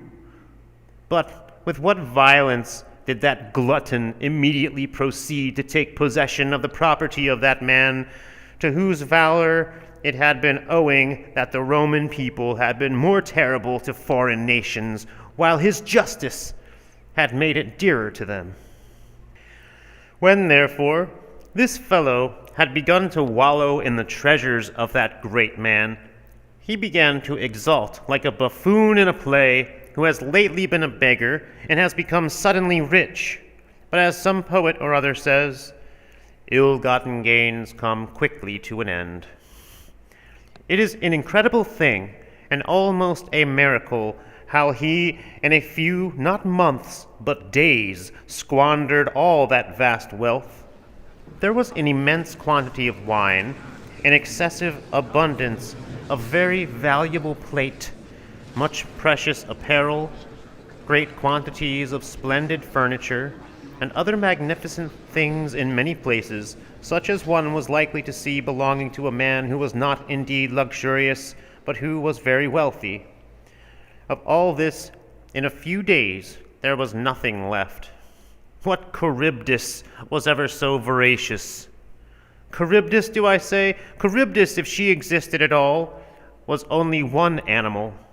The ocean, I swear most solemnly, appears scarcely capable of having swallowed up such numbers of things so widely scattered and distributed in such places with such rapidity. No thing was shut up, nothing sealed up, no list was made of anything. Whole storehouses were abandoned to the most worthless of men. Actors seized on this, actresses on that. The house was crowded with gamblers and full of drunken men. People were drinking all day, and that too in many places. There were added to all this expense, for this fellow was not invariably fortunate, heavy gambling losses. You might see in the cellars of the slaves, couched covered with the most richly embroidered counterpanes of Gnaeus Pompeius. Wonder not then that all these things were so soon consumed. Such profligacy as that could have devoured not only the patrimony of one individual, however ample it might have been, as indeed his was, but whole cities and kingdoms, and then his houses and gardens. Oh, the cruel audacity! Did you dare to enter into that house? Did you dare to cross that most sacred threshold and to show your most profligate countenance to the household gods who protect that abode? A house which for a long time no one could behold, no one could pass by without tears. Are you not ashamed to dwell so long in that house? One in which, stupid and ignorant as you are, still you can see nothing which is not painful to you. When you behold those beaks of ships in the vestibule, and those warlike trophies, do you fancy that you are entering into a house which belongs to you? It is impossible. Although you are devoid of all sense and all feeling, in truth you are acquainted with yourself and with your trophies and with your friends. Nor do I believe that you, either waking or sleeping, can ever act with quiet sense. It is impossible but that, were you ever so drunk and frantic, as in truth you are, when the recollection of the appearance of that illustrious man comes across you, you should be roused from sleep by your fears, and often stirred up to madness if awake. I pity even the walls and the room. For what had that house ever beheld except what was modest, except what proceeded from the purest principles and from the most virtuous practice? For that man was, O conscript fathers, as you yourselves know, not only illustrious abroad, but also admirable at home, and not more praiseworthy for his exploits in foreign countries than for his domestic arrangements. Now, in his house, every bedchamber is a brothel, and every dining room a cook-shop. Although he denies this, do not make inquiries. He is become economic. He desired that mistress of his to take possession of whatever belonged to her, according to the laws of the 12 tables. He has taken his keys from her, turned her out of doors. What a well-tried citizen, of what proved virtue is he, the most honorable passage in whose life is the one when he divorced himself from this actress. But how constantly does he harp on the expression, the consul Antonius. This amounts to say, that most debauched consul, that most worthless of men, the consul. For what else is Antonius? For if any dignity were implied the name, then I imagine your grandfather would sometimes have called himself the consul Antonius, but he never did. My colleague, too, your own uncle, would have called himself so, unless you are the only Antonius, but I pass over those offenses which have no peculiar connection with the part you took in harassing the Republic. I return to that in which you bore so principal a share. That is to the Civil War, and it is mainly owing to you that was originated and brought to a head and carried on. Though you yourself took no personal share in it, partly through timidity, partly through profligacy, you had tasted, or rather had sucked in, the blood of fellow citizens. You had been in the battle of Pharsalia as a leader. You had slain Lucius Domitius, a most illustrious and high-born man. You had pursued and put to death in the most barbarous manner many men who had escaped from the battle, and whom Caesar would perhaps have saved, as he did some others. And having performed these exploits, what was the reason why you did not follow Caesar into Africa, especially when so large a portion of the war was still remaining? And accordingly, what place did you obtain about Caesar's person after his return from Africa? What was your rank? He whose quaestor you had been when general, whose master of the horse when he was dictator, to whom you had been the chief cause of war, the chief instigator of cruelty, the sharer of his plunder, his son, as you yourself said, by inheritance, proceeded against you for the money which you owed for the house and gardens, and for the other property which you had bought at that sale. At first you answered fiercely enough, and that I may not appear prejudiced against you in every particular, you used a tolerably just and reasonable argument. What does Gaius Caesar demand money of me? Why should he do so, any more than I should claim it of him? Was he victorious without my assistance? No, he could never have been. It was I who supplied him with a pretext for civil war. It was I who proposed mischievous laws. It was I who took up arms against the consuls and generals of the Roman people, against the Senate and people of Rome, against the gods of the country, against its altars, its hearths, against the country itself. Has he conquered for himself alone? Why should not those men whose common work the achievement is have the booty also in common? You were only claiming your right. But what had that to do with it? He was the more powerful of the two. Therefore, stopping all your expostulations, he sent his soldiers to you and to your sureties, when all on a sudden out came that splendid catalogue of yours. How men did laugh that there should be so vast a catalogue, that there should be such a numerous and various list of possessions, all of which, with the exception of a portion of Misenum, there was nothing which the man who was putting them up for sale could call his own. And what a miserable sight was the auction! A little apparel of Pompeius's, and that stained, and a few silver vessels belonging to the same man, all battered, some slaves in wretched condition, so that we grieved that there was anything remaining to be seen of these miserable relics. This auction, however, the heirs of Lucius Rubrius prevented from proceeding, being armed with a decree of Caesar to that effect. The spendthrift was embarrassed. He did not know which way to turn. It was at this very time that an assassin sent by him was said to have been detected with a dagger in the house of Caesar. And of this Caesar himself complained in the Senate, inveighing openly against you.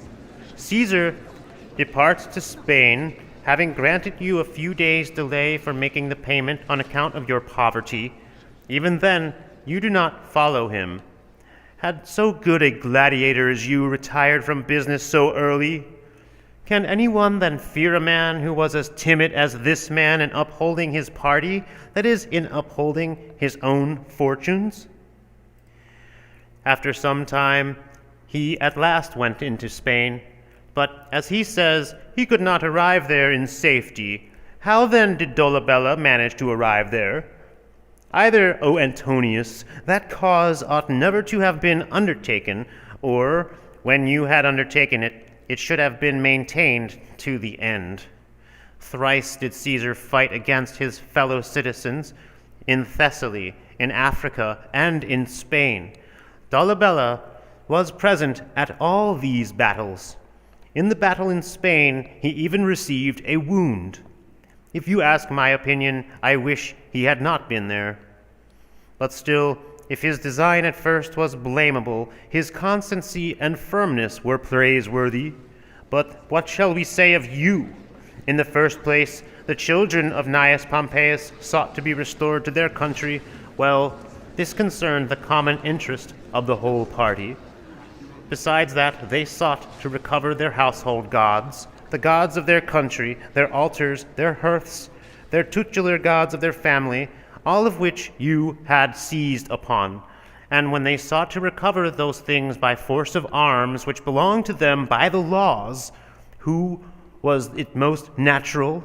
Although in unjust and unnatural proceedings, what can there be that is natural? So who was it most natural to expect would fight against the children of Gnaeus Pompeius?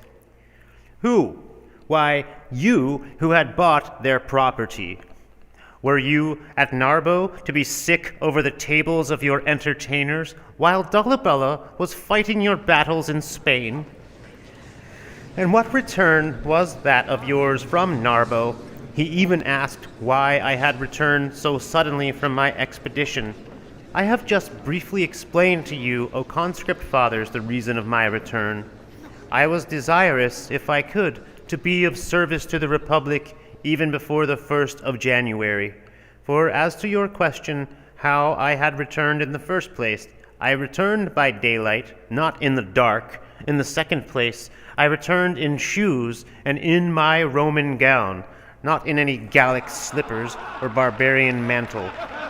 And even now you keep looking at me, as it seems, with great anger. Surely you would be reconciled to me if you knew how ashamed I am of your worthlessness, which you yourself are not ashamed of. Of all the profligate conduct of all the world I never heard of any more shameful than yours. You, who fancied yourself a master of the horse, when you were standing for, or I should rather say begging for, the consulship for the ensuing year, ran in Gallic slippers and a barbarian mantle about the municipal towns and colonies of Gaul, from which we used to demand the consulship when the consulship was stood for and not begged for. But now mark the trifling character of the fellow. When about the 10th hour of the day he had arrived at Red Rocks, he skulked into a little petty wine shop, and hidden there kept on drinking till evening, and from thence, getting into a gig, and being driven rapidly to the city, he came to his own house with his head veiled. "Who are you?" says the porter. "An express from Marcus." He is at once taken to the woman for whose sake he had come, and he delivered the letter to her. And when she had read it with tears, for it was written in a very amorous style, but the main subject of the letter was that he would have nothing to do with that actress for the future, that he had discarded all his love for her and transferred it to his correspondent. When she, I say, wept plentifully, this soft-hearted man could bear it no longer. He uncovered his head and threw himself on her neck. Oh, the worthless man, for what else can I call him? There is no more suitable expression for me to use. Was it for this that you disturbed the city by nocturnal alarms, and Italy with fears of so many days' duration, in order that you might show yourself unexpectedly, and that a woman might see you before she hoped to do so? And he had at home a pretense of love, but out of doors a cause more discreditable still, namely, lest Lucius Plancus should sell up his sureties, but after you had been produced in the assembly by one of the tribunes of the people, and had replied that you had come on your own private business, you made even the people full of jokes against you. But, however, we have said too much about trifles. Let us come to more important subjects. You went a great distance to meet Caesar on his return from Spain. You went rapidly, you returned rapidly, in order that we might see that if you were not brave, you were at least active. You again became intimate with him. I am sure, I do not know how, Caesar had this peculiar characteristic: whoever he knew to be utterly ruined by debt and needy, even if he knew him also to be an audacious and worthless man, he willingly admitted him to his intimacy. Then you, being admirably recommended to him by these circumstances, were ordered to be appointed consul, and that too as his own colleague. I do not make any complaint against Dolabella, who was at the time acting under compulsion, and was cajoled and deceived. But who is there who does not know with what great perfidy both of you treated Dolabella in that business? Caesar induced him to stand for the consulship. After having promised it to him and pledged himself to aid him, he prevented his getting it and transferred it to himself, and you endorsed his treachery with your own eagerness. The 1st of January arrives. We are convened in the Senate. Dolabella inveighed against him with much more fluency and premeditation than I am doing now. And what things were they which he said in anger, O ye good gods? First of all, after Caesar had declared that before he departed he would order Dolabella to be made consul, and they deny that he was a king who was always doing and saying something of this sort. But after Caesar had said this, then this virtuous augur said that he was invested with a pontificate of that sort that he was able, by means of the auspices, either to hinder or to vitiate the comitia, just as he pleased, and he declared that he would do so. And here, in the first place, remark the incredible stupidity of the man. For what do you mean? Could you not just as well have done what you said you had now the power to do by the privileges with which that pontificate had invested you, even if you were not an augur, if you were consul? Perhaps you could even do it more easily. For we augurs have only the power of announcing that the auspices are being observed, but the consuls and other magistrates have the right also of observing them whenever they choose. Be it so, you said this out of ignorance. For one must not demand prudence from a man who is never sober. But still remark his impudence. Many months before, he said in the Senate that he would either prevent the comitia from assembling for the election of Dolabella by means of the auspices, or that he would do what he actually did do. Can anyone divine beforehand what defect there will be in the auspices except the man who has already determined to observe the heavens? Which in the first place is forbidden by law to do at the time of the comitia. And if anyone has been observing the heavens, he is bound to give notice of it, not after the comitia are assembled, but before they are held. But this man's ignorance is joined to impudence, nor does he know what an augur ought to do, nor do what a modest man ought to do, and just recollect the whole of his conduct during his consulship from that day up to the Ides of March. What lictor was ever so humble, so abject? He himself had no power at all. He begged everything of others, and thrusting his head into the hind part of his litter, he begged favors of his colleagues to sell them himself afterwards. Behold, the day of the comitia, for the election of Dolabella arrives. The prerogative century draws its lot. He is quiet. The vote is declared. He is still silent. The first class is called. Its vote is declared. Then, as is the usual course, the votes are announced. Then the second class. And all this is done faster than I have told it. When the business is over, that excellent augur, you would say that he must be Gaius Laelius, says, "We adjourn it to another day." Oh, the monstrous impudence of such a proceeding! What had you seen? What had you perceived? What had you heard? For you did not say that you had been observing the heavens, and indeed you did not say so this day. That defect then had arisen when you, on the 1st of January, had already foreseen what would arise, and which you had predicted so long before.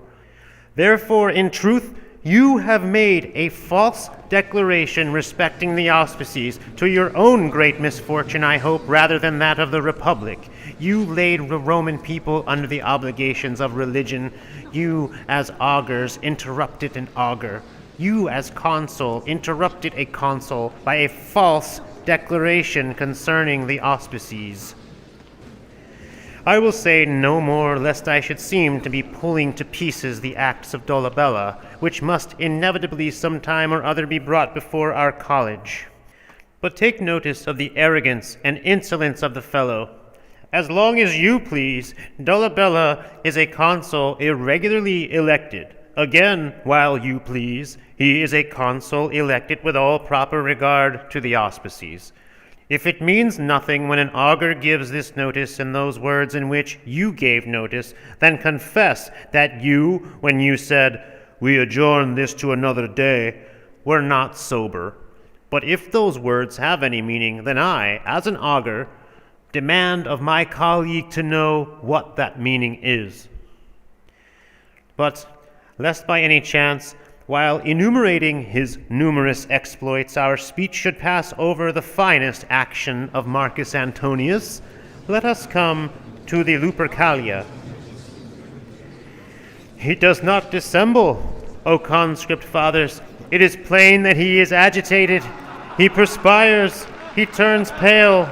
Let him do what he pleases, provided he is not sick, and does not behave as he did in the Minucian colonnade. What defense can be made for such beastly behavior? I wish to hear, that I may see the fruit of those high wages of that rhetorician, of that land given in Leontini. Your colleague was sitting in the rostra, clothed in purple robe, on a golden chair, wearing a crown. You mount the steps, approached his chair.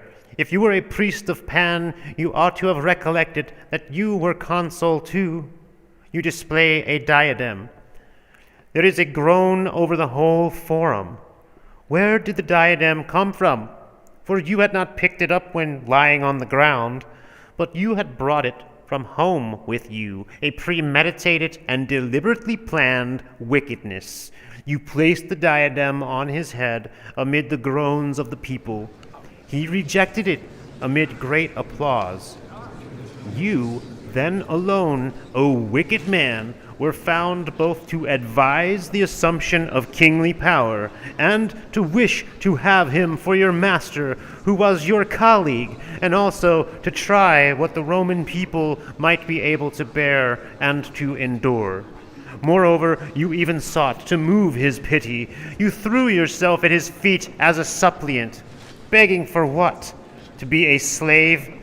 You might beg it for yourself when you had lived in such a way from that time when you were a boy that you could bear everything, and you would find no difficulty in being a slave, but certainly you had no commission from the Roman people to try for such a thing for them. Oh, how splendid was that eloquence of yours when you harangued the people stark naked! What could be more foul than this, more shameful than this, more deserving of every sort of punishment? Are you waiting for me to prick you more? This that I am saying must tear you and bring blood enough if you have any feeling at all. I am afraid that I may be detracting from the glory of some most eminent men. Still, my indignation shall find a voice. What can be more scandalous than for that man to live who placed a diadem on a man's head, when everyone confesses that that man was deservedly slain who rejected it?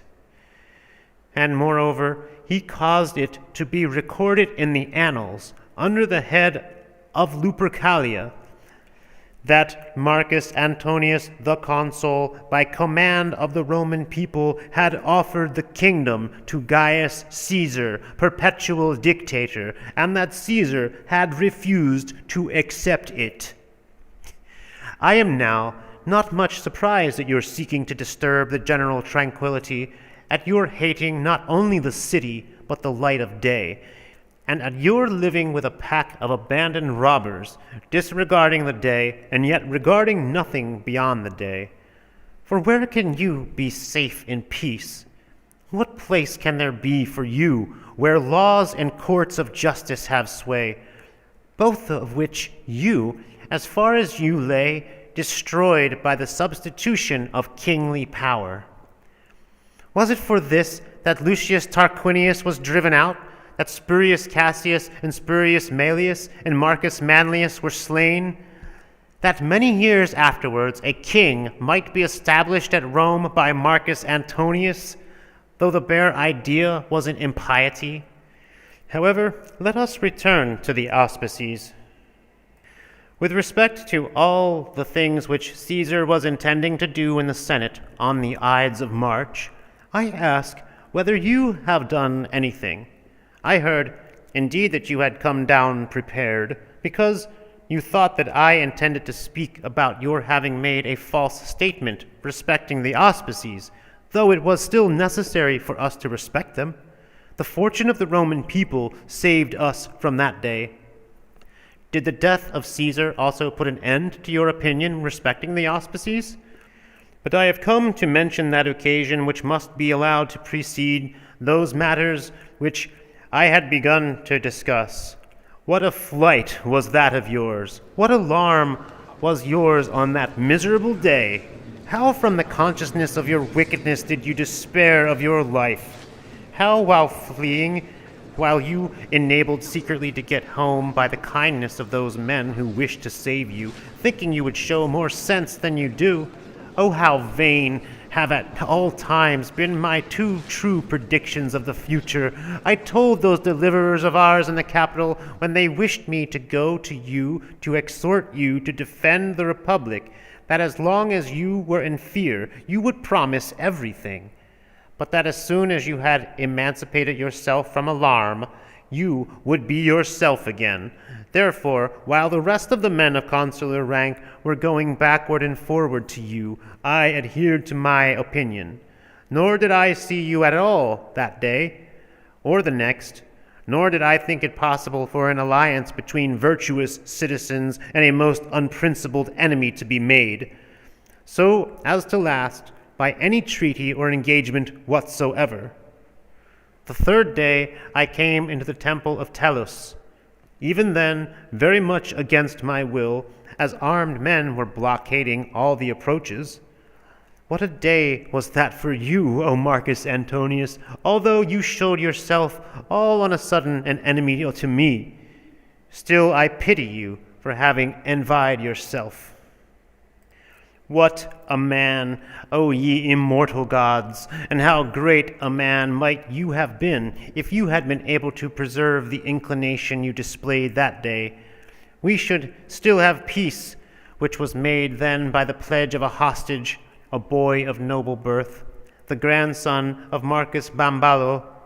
Although it was fear that was the making you a good citizen, which is never a lasting teacher of duty, your own audacity, which never departs from you as long as you are free from fear, has made you a worthless one, although even at the time when they thought you an excellent man, though I indeed differed from that opinion, you behaved with the greatest wickedness while presiding at the funeral of the tyrant, if that ought to be called a funeral. All that fine panegyric was yours, that commiseration was yours, that exhortation was yours. It was you, I say, who hurled those firebrands, both those with which your friend himself was nearly burned, and those by which the house of Lucius Bellianus was set on fire and destroyed. It was you who let loose those attacks of abandoned men, slaves for the most part, which we repelled by violence in our own personal exertions. It was you who set them on to attack our houses, and yet you, as if you had wiped off all the soot and smoke in the ensuing days, carried those excellent resolutions in the Capitol that no document conferring any exemption or granting any favor should be published after the Ides of March. You recollect yourself what you said about the exiles. You know what you said about the exemption, but the best thing of all was that you forever abolished the name of the dictatorship in the Republic, which act appeared to show that you had conceived such a hatred of kingly power that you took away all fear of it for the future on account of him who had been the last dictator. To other men, the Republic now seemed established, but it did not appear so at all to me, as I was afraid of every sort of shipwreck as long as you were at the helm. Have I been deceived? Or was it possible for that man long to continue unlike himself? While you were all looking on, documents were fixed up all over the whole capital, and exemptions were being sold, not merely to individuals, but to entire states. The freedom of the city was also being given now not to single persons only, but to whole provinces. Therefore, if these acts are to stand, and stand they cannot if the Republic stands too, then, O conscript fathers, you have lost whole provinces, and not the revenues only, but the actual empire of the Roman people has been diminished by a market this man held in his own house. Where are the 700 millions of sesterces which were entered into the account books, which are in the temple of Ops? A sum lamentable indeed as to the means by which it was procured, but still one which, if it were not restored to those to whom it belonged, might save us from taxes. And how was it that when you owed 40 millions of sesterces on the 15th of March, you had ceased to owe them by the 1st of April. Those things are quite countless which were purchased of different people, not without your knowledge, but there was one excellent decree posted up in the Capitol affecting King Diotarus, a most devoted friend to the Roman people. And when that decree was posted up, there was no one who amid all his indignation could restrain his laughter. For whoever was a more bitter enemy to another than Caesar was to Diotarus? He was as hostile to him as he was to this order, to the equestrian order, to the people of Massilia, and to all men whom he knew to look on the republic of the Roman people with attachment. But this man, who neither present nor absent could ever obtain any favor or justice while he was alive, became quite an influential man with him when he was dead. When present with him in his house, he had called for him, though he was his host. He had made him give in his accounts of his revenue. He had exacted money from him. He had established one of his Greek retainers in his tetrarchy, and he had taken Armenia from him, which had been given to him by the Senate. While he was alive, he deprived him of all these things. Now that he is dead, he gives them back again. In what words? At one time he says that it appears to him to be just. At another, that it appears not to be unjust. What a strange combination of words. But while alive, I know this, for I always supported Diotarus, who was at a distance. He never said that anything which we were asking for him appeared just to him. A bond for 10 millions of sesterces was entered into the woman's apartment, where many things have been sold and are still being sold by his ambassadors, well-meaning men, but timid and inexperienced in business, without my advice or that of the rest of the hereditary friends of the monarch. And I advise you to carefully consider what you intend to do with reference to this bond. For the king himself, on his accord, without waiting for any of Caesar's memoranda, the moment that he heard of his death, recovered his own rights by his own courage and energy. He, like a wise man, knew that this was always the law, that those men from whom the things which tyrants had taken away had been taken, might recover them when the tyrants were slain.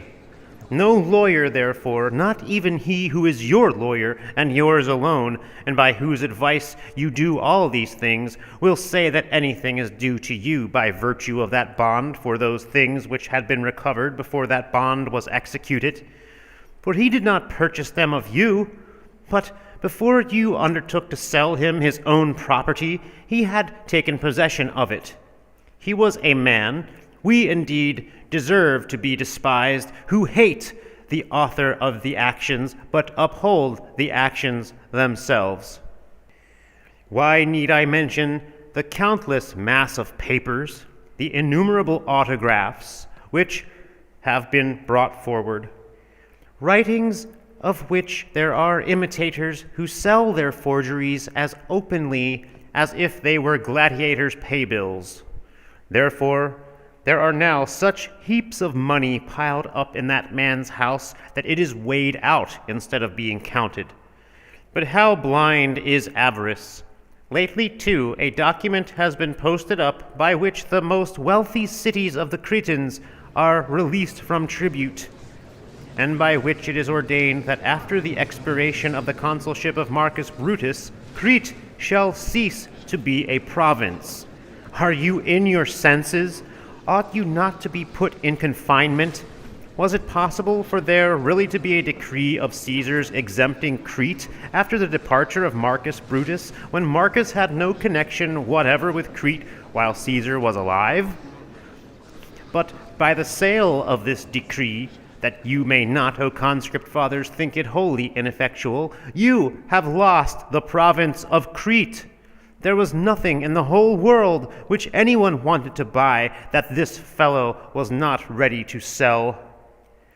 Caesar, too, I suppose, made the law about the exiles which you have posted up. I do not wish to press upon anyone in misfortune.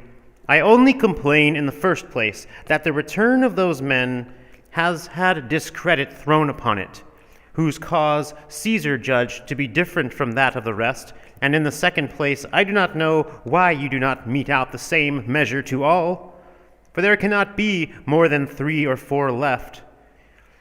Why do not they who are in similar misfortune enjoy a similar decree of your mercy? Why do you treat them as you treated your uncle, about whom you refused to pass a law when you were passing one about all the rest, and whom at the same time you encouraged to stand for the censorship, and instigated him to canvass, which excited the ridicule and the complaint of everyone? But why did you not hold that comitia? Was it because a tribune of the people announced that there had been an ill-omened flash of lightning seen? When you have any interest of your own to serve, then auspices are all nothing. But when it is only your friends who are concerned, then you become scrupulous. What more? Did you not also desert him in the matter of the septemvirate? Yes, for he interfered with me. What were you afraid of? I suppose you were afraid that you would be able to refuse him nothing if he were restored to the full possession of his rights. You loaded him with every species of insult, a man whom you ought to have considered in the place of a father to you, if you had any piety or natural affection at all. You put away his daughter, your own cousin, having already looked out and provided yourself beforehand with another. That was not enough. You accused a most chaste woman of misconduct. What can go beyond this? Yet you were not content with this. In a very full Senate, held in the 1st of January, while your uncle was present, you dared to say that this was your reason for your hatred of Dolabella, that you had ascertained that he had committed adultery with your cousin and your wife. Who can deduce whether it was more shameless of you to make such profligate and such impious statements against that unhappy woman in the Senate, or more wicked to make them against Dolabella, or more scandalous to make them in the presence of her father, or more cruel to make them at all? However, let us return to the subject of Caesar's written papers. How were they verified by you? For the acts of Caesar were for peace's sake confirmed by the Senate.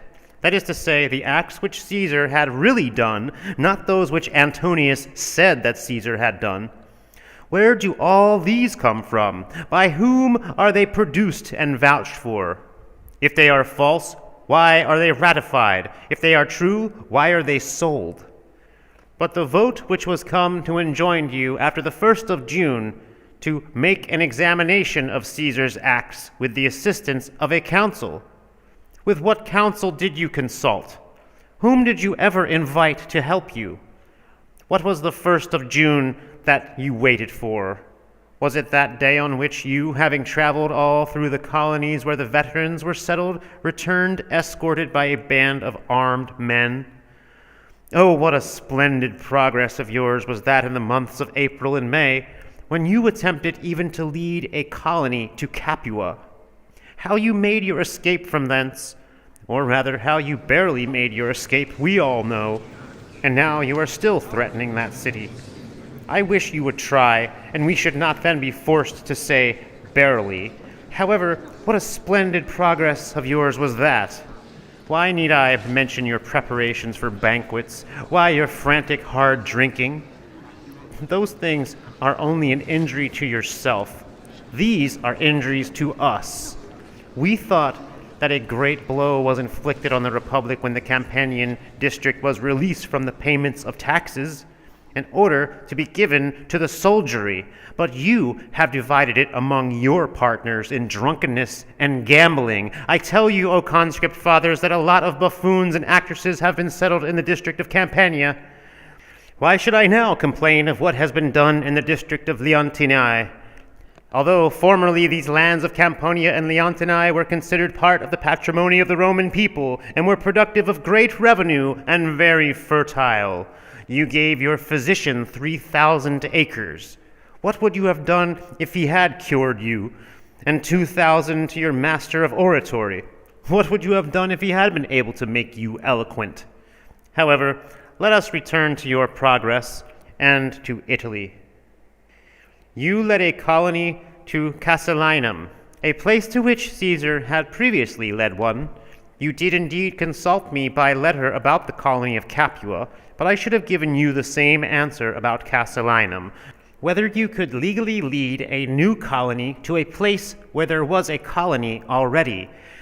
I said that a new colony could not be legally conducted to an existing colony, which had been established with a due observance of the auspices, as long as it remained in a flourishing state. But I wrote you word that new colonists might be enrolled among the old ones. But you, elated and insolent, disregarding all the respect due to the auspices, led a colony to Casilinum, whether one had been previously led a few years before, in order to erect your standard there, and to mark out the line of a new colony with a plow. And by that plow you almost grazed the gate of Capua, so as to diminish the territory of that flourishing colony. After this violation of all religious observances, you hastened off to the estate of Marcus Varro, a most conscientious and upright man at Casinum. By what right, with what face do you do this? By just the same, you will say, as that which you entered into the estates of the heirs of Lucius Rubrius, or to the heirs of Lucius Turselius, or of other innumerable possessions. If you got the right from any auction, let the auction have all the force to which it is entitled. Let writings be of force, provided they are the writings of Caesar and not your own, writings by which you are bound, not those by which you have released yourself from obligation. But who says that the estate of Varro at Casinum was ever sold at all? Who ever saw any notice of that auction? Who ever heard the voice of the auctioneer? You say that you sent a man to Alexandria to buy it of Caesar. It was too long to wait for Caesar himself to come, but who ever heard, and there was no man about whose safety more people were anxious, that any part, whatever of Varro's property, had been confiscated? What shall we say if Caesar even wrote you that you were to give it up? What can be said strong enough for such enormous impudence? Remove for a while those swords which we see around us. You shall now see that the cause of Caesar's auction is one thing, and that your confidence and rashness is another. For not only shall the owner drive you from that estate, but any one of his friends or neighbors or hereditary connections, and any agent will have the right to do so. But how many days did he spend reveling in the most scandalous manner in that villa? From the third hour there was one scene of drinking, gambling, and vomiting. Alas for the unhappy house itself! How different a master from its former one has it fallen to the share of! Although, how is he the master at all? But still, by how different a person has it been occupied, for Marcus Varro used it as a place of retirement for his studies, not as a theater for his lusts. What noble discussions used to take place in that villa, what ideas were originated there, what writings were composed there. The laws of the Roman people, the memorials of our ancestors, the consideration of all wisdom and all learning were the topics that used to be dwelt on then. But now, while you were the intruder there, for I will not call you the master, every place was resounding with the voices of drunken men. The pavements were floating with wine. The walls were dripping. Nobly born boys were mixing with the basest hirelings, prostitutes with mothers of families. Men came from Casinum, from Aquinum, from Interamna to salute him. No one was admitted. That indeed was proper, for the ordinary marks of respect were unsuited to the most profligate of men. While going from thence to Rome, he approached Aquinum. A pretty numerous company, for it is a populous municipality, came out to meet him. But in his road, what did the people of Agagnia do? Who, although they were out of his line of road, came down to meet him in order to pay him their respects, as if he were consul. It is an incredible thing to say, but still it was only too notorious at the time that he returned nobody's salutation, especially as he had 2 men in Anagnia with him, Mustello and Leco, one of whom had the care of his swords and the other of his drinking cups. Why should I mention the threats and insults with which he inveighed against the people of Teanum Sidicinum, with which he harassed the men of Puteoli because they had adopted Gaius Caesar and the Bruti as their patrons, a choice dictated in truth by great wisdom and great zeal, benevolence, and affection for them, not by violence and force of arms, by which men have been compelled to choose you, and Basileus and others like you, both men whom no one would choose to have for his own clients, much less to be their client himself.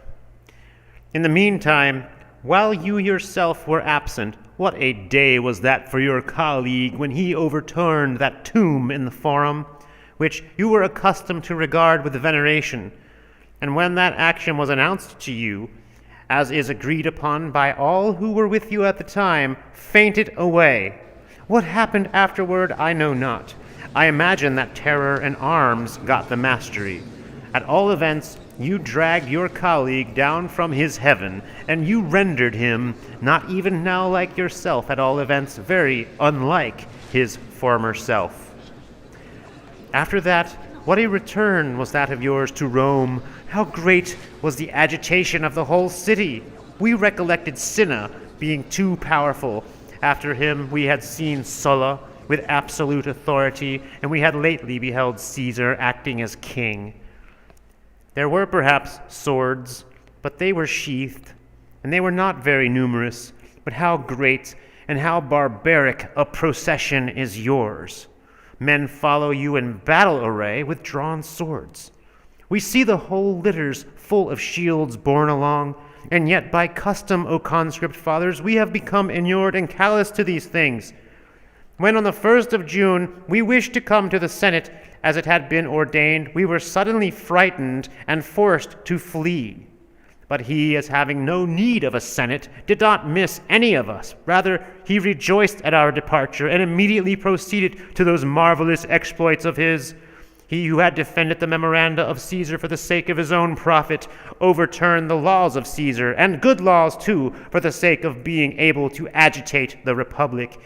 He increased the number of years that magistrates were to enjoy their provinces. Moreover, though he was bound to be the defender of the acts of Caesar, he rescinded them both with reference to the public and private transactions. In public transactions, nothing is more authoritative than law. In private affairs, the most valid of all deeds is a will. Of the laws, some he abolished without giving the least notice. Others he gave notice of bills to abolish. Wills he annulled, though they have been at all times held sacred, even in the case of the very meanest of the citizens. As for the statues and pictures which Caesar bequeathed to the people, together with his gardens, those he carried away, some to the house which belonged to Pompeius, and some to Scipio's villa. And are you then diligent in doing honor to Caesar's memory? Do you love him even now that he is dead? What greater honor had he obtained than that of having a holy cushion, an image, a temple, and a priest? And then Jupiter and Mars and Quirinus have priests, so Marcus Antonius is the priest of the god Julius. Why then do you delay?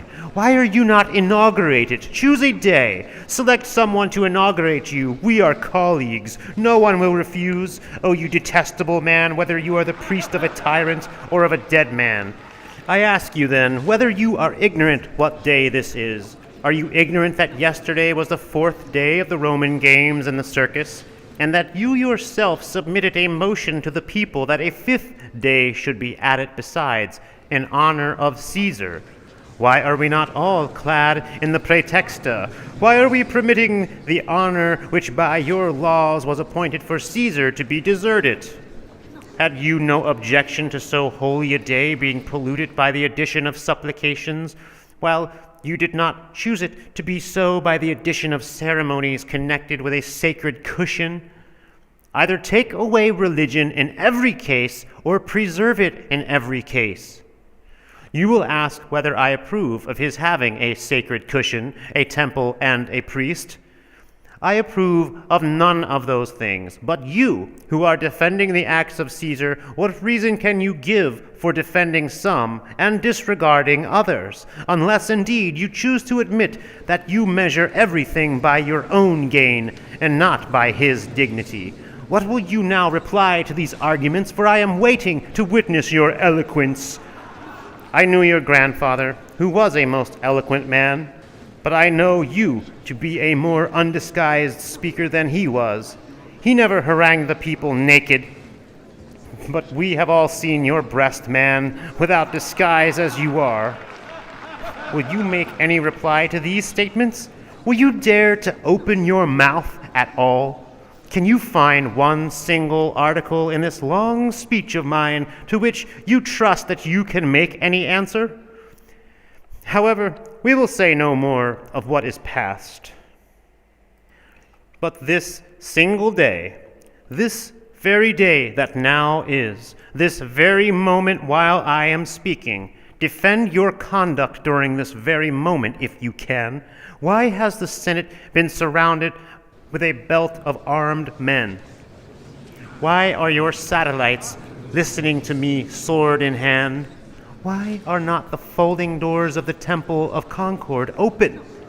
Why do you bring men of all nations, the most barbarous, Etruscans, armed with arrows, into the forum?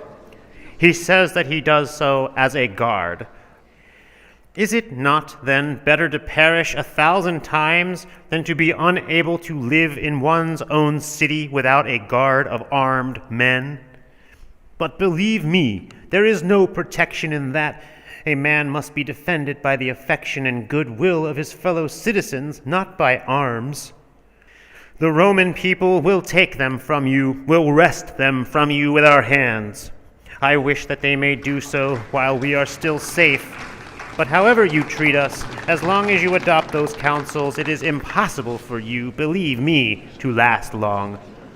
In truth, that wife of yours, who is so far removed from covetousness, and whom I mention without intending any slight to her, has been too long owing her third payment to the state.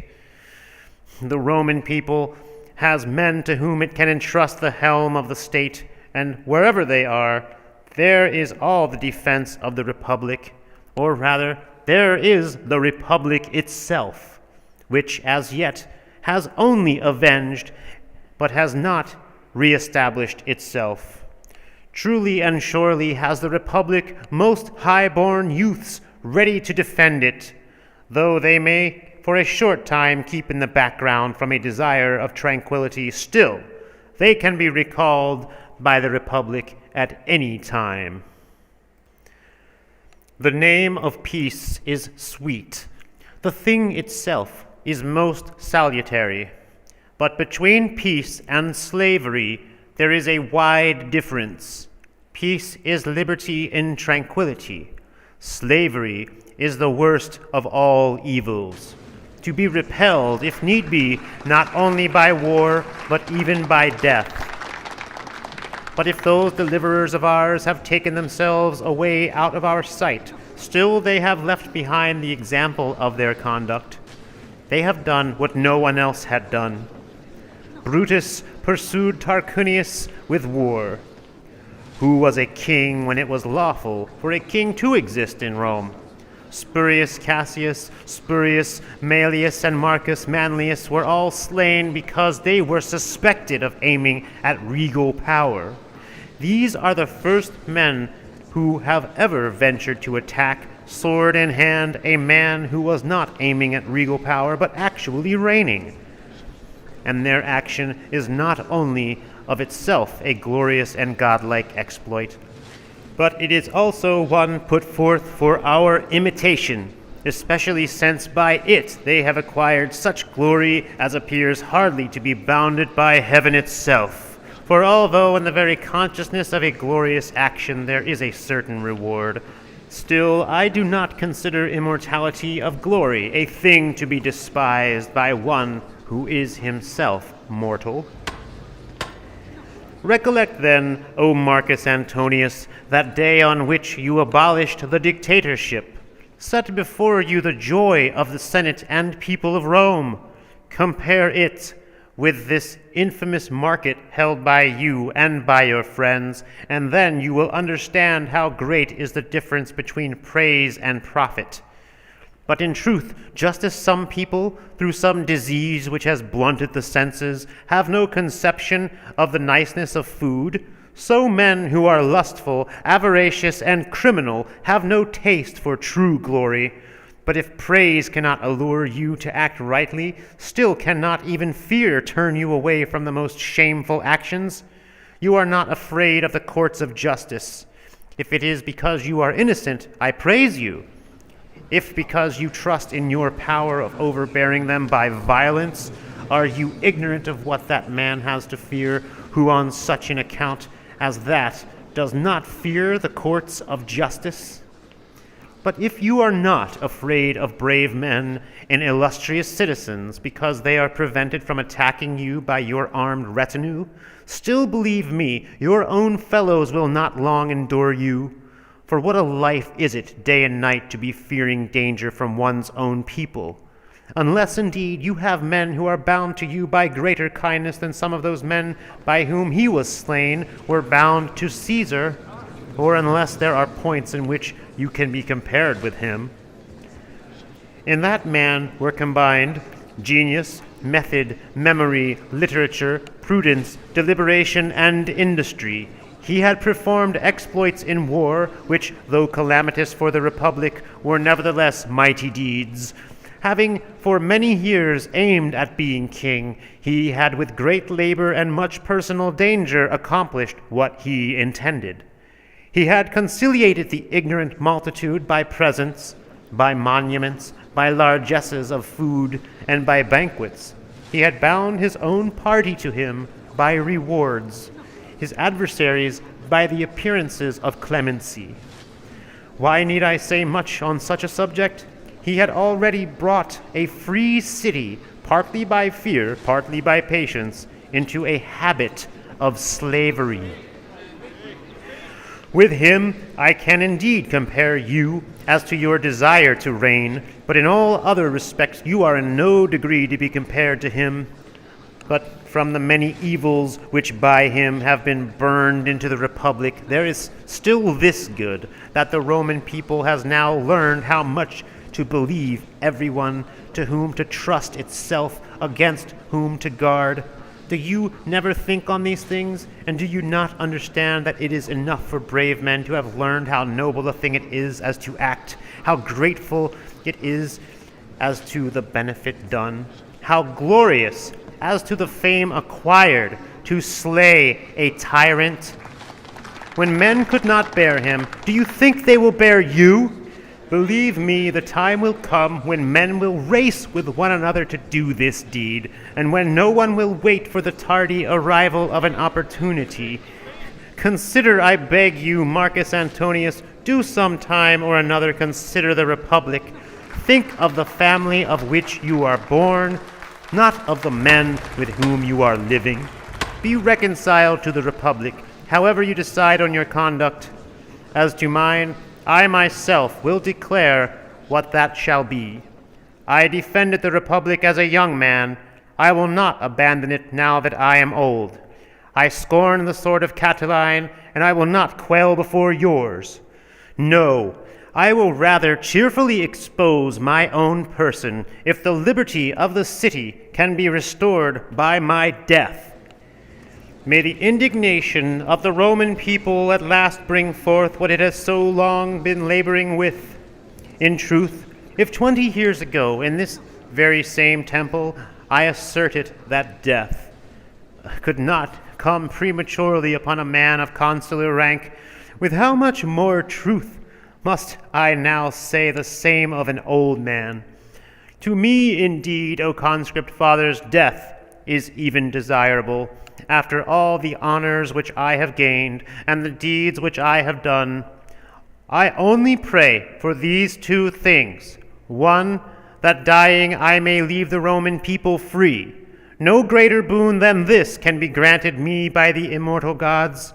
The other, that everyone may meet with a fate suitable to his deserts and conduct toward the Republic.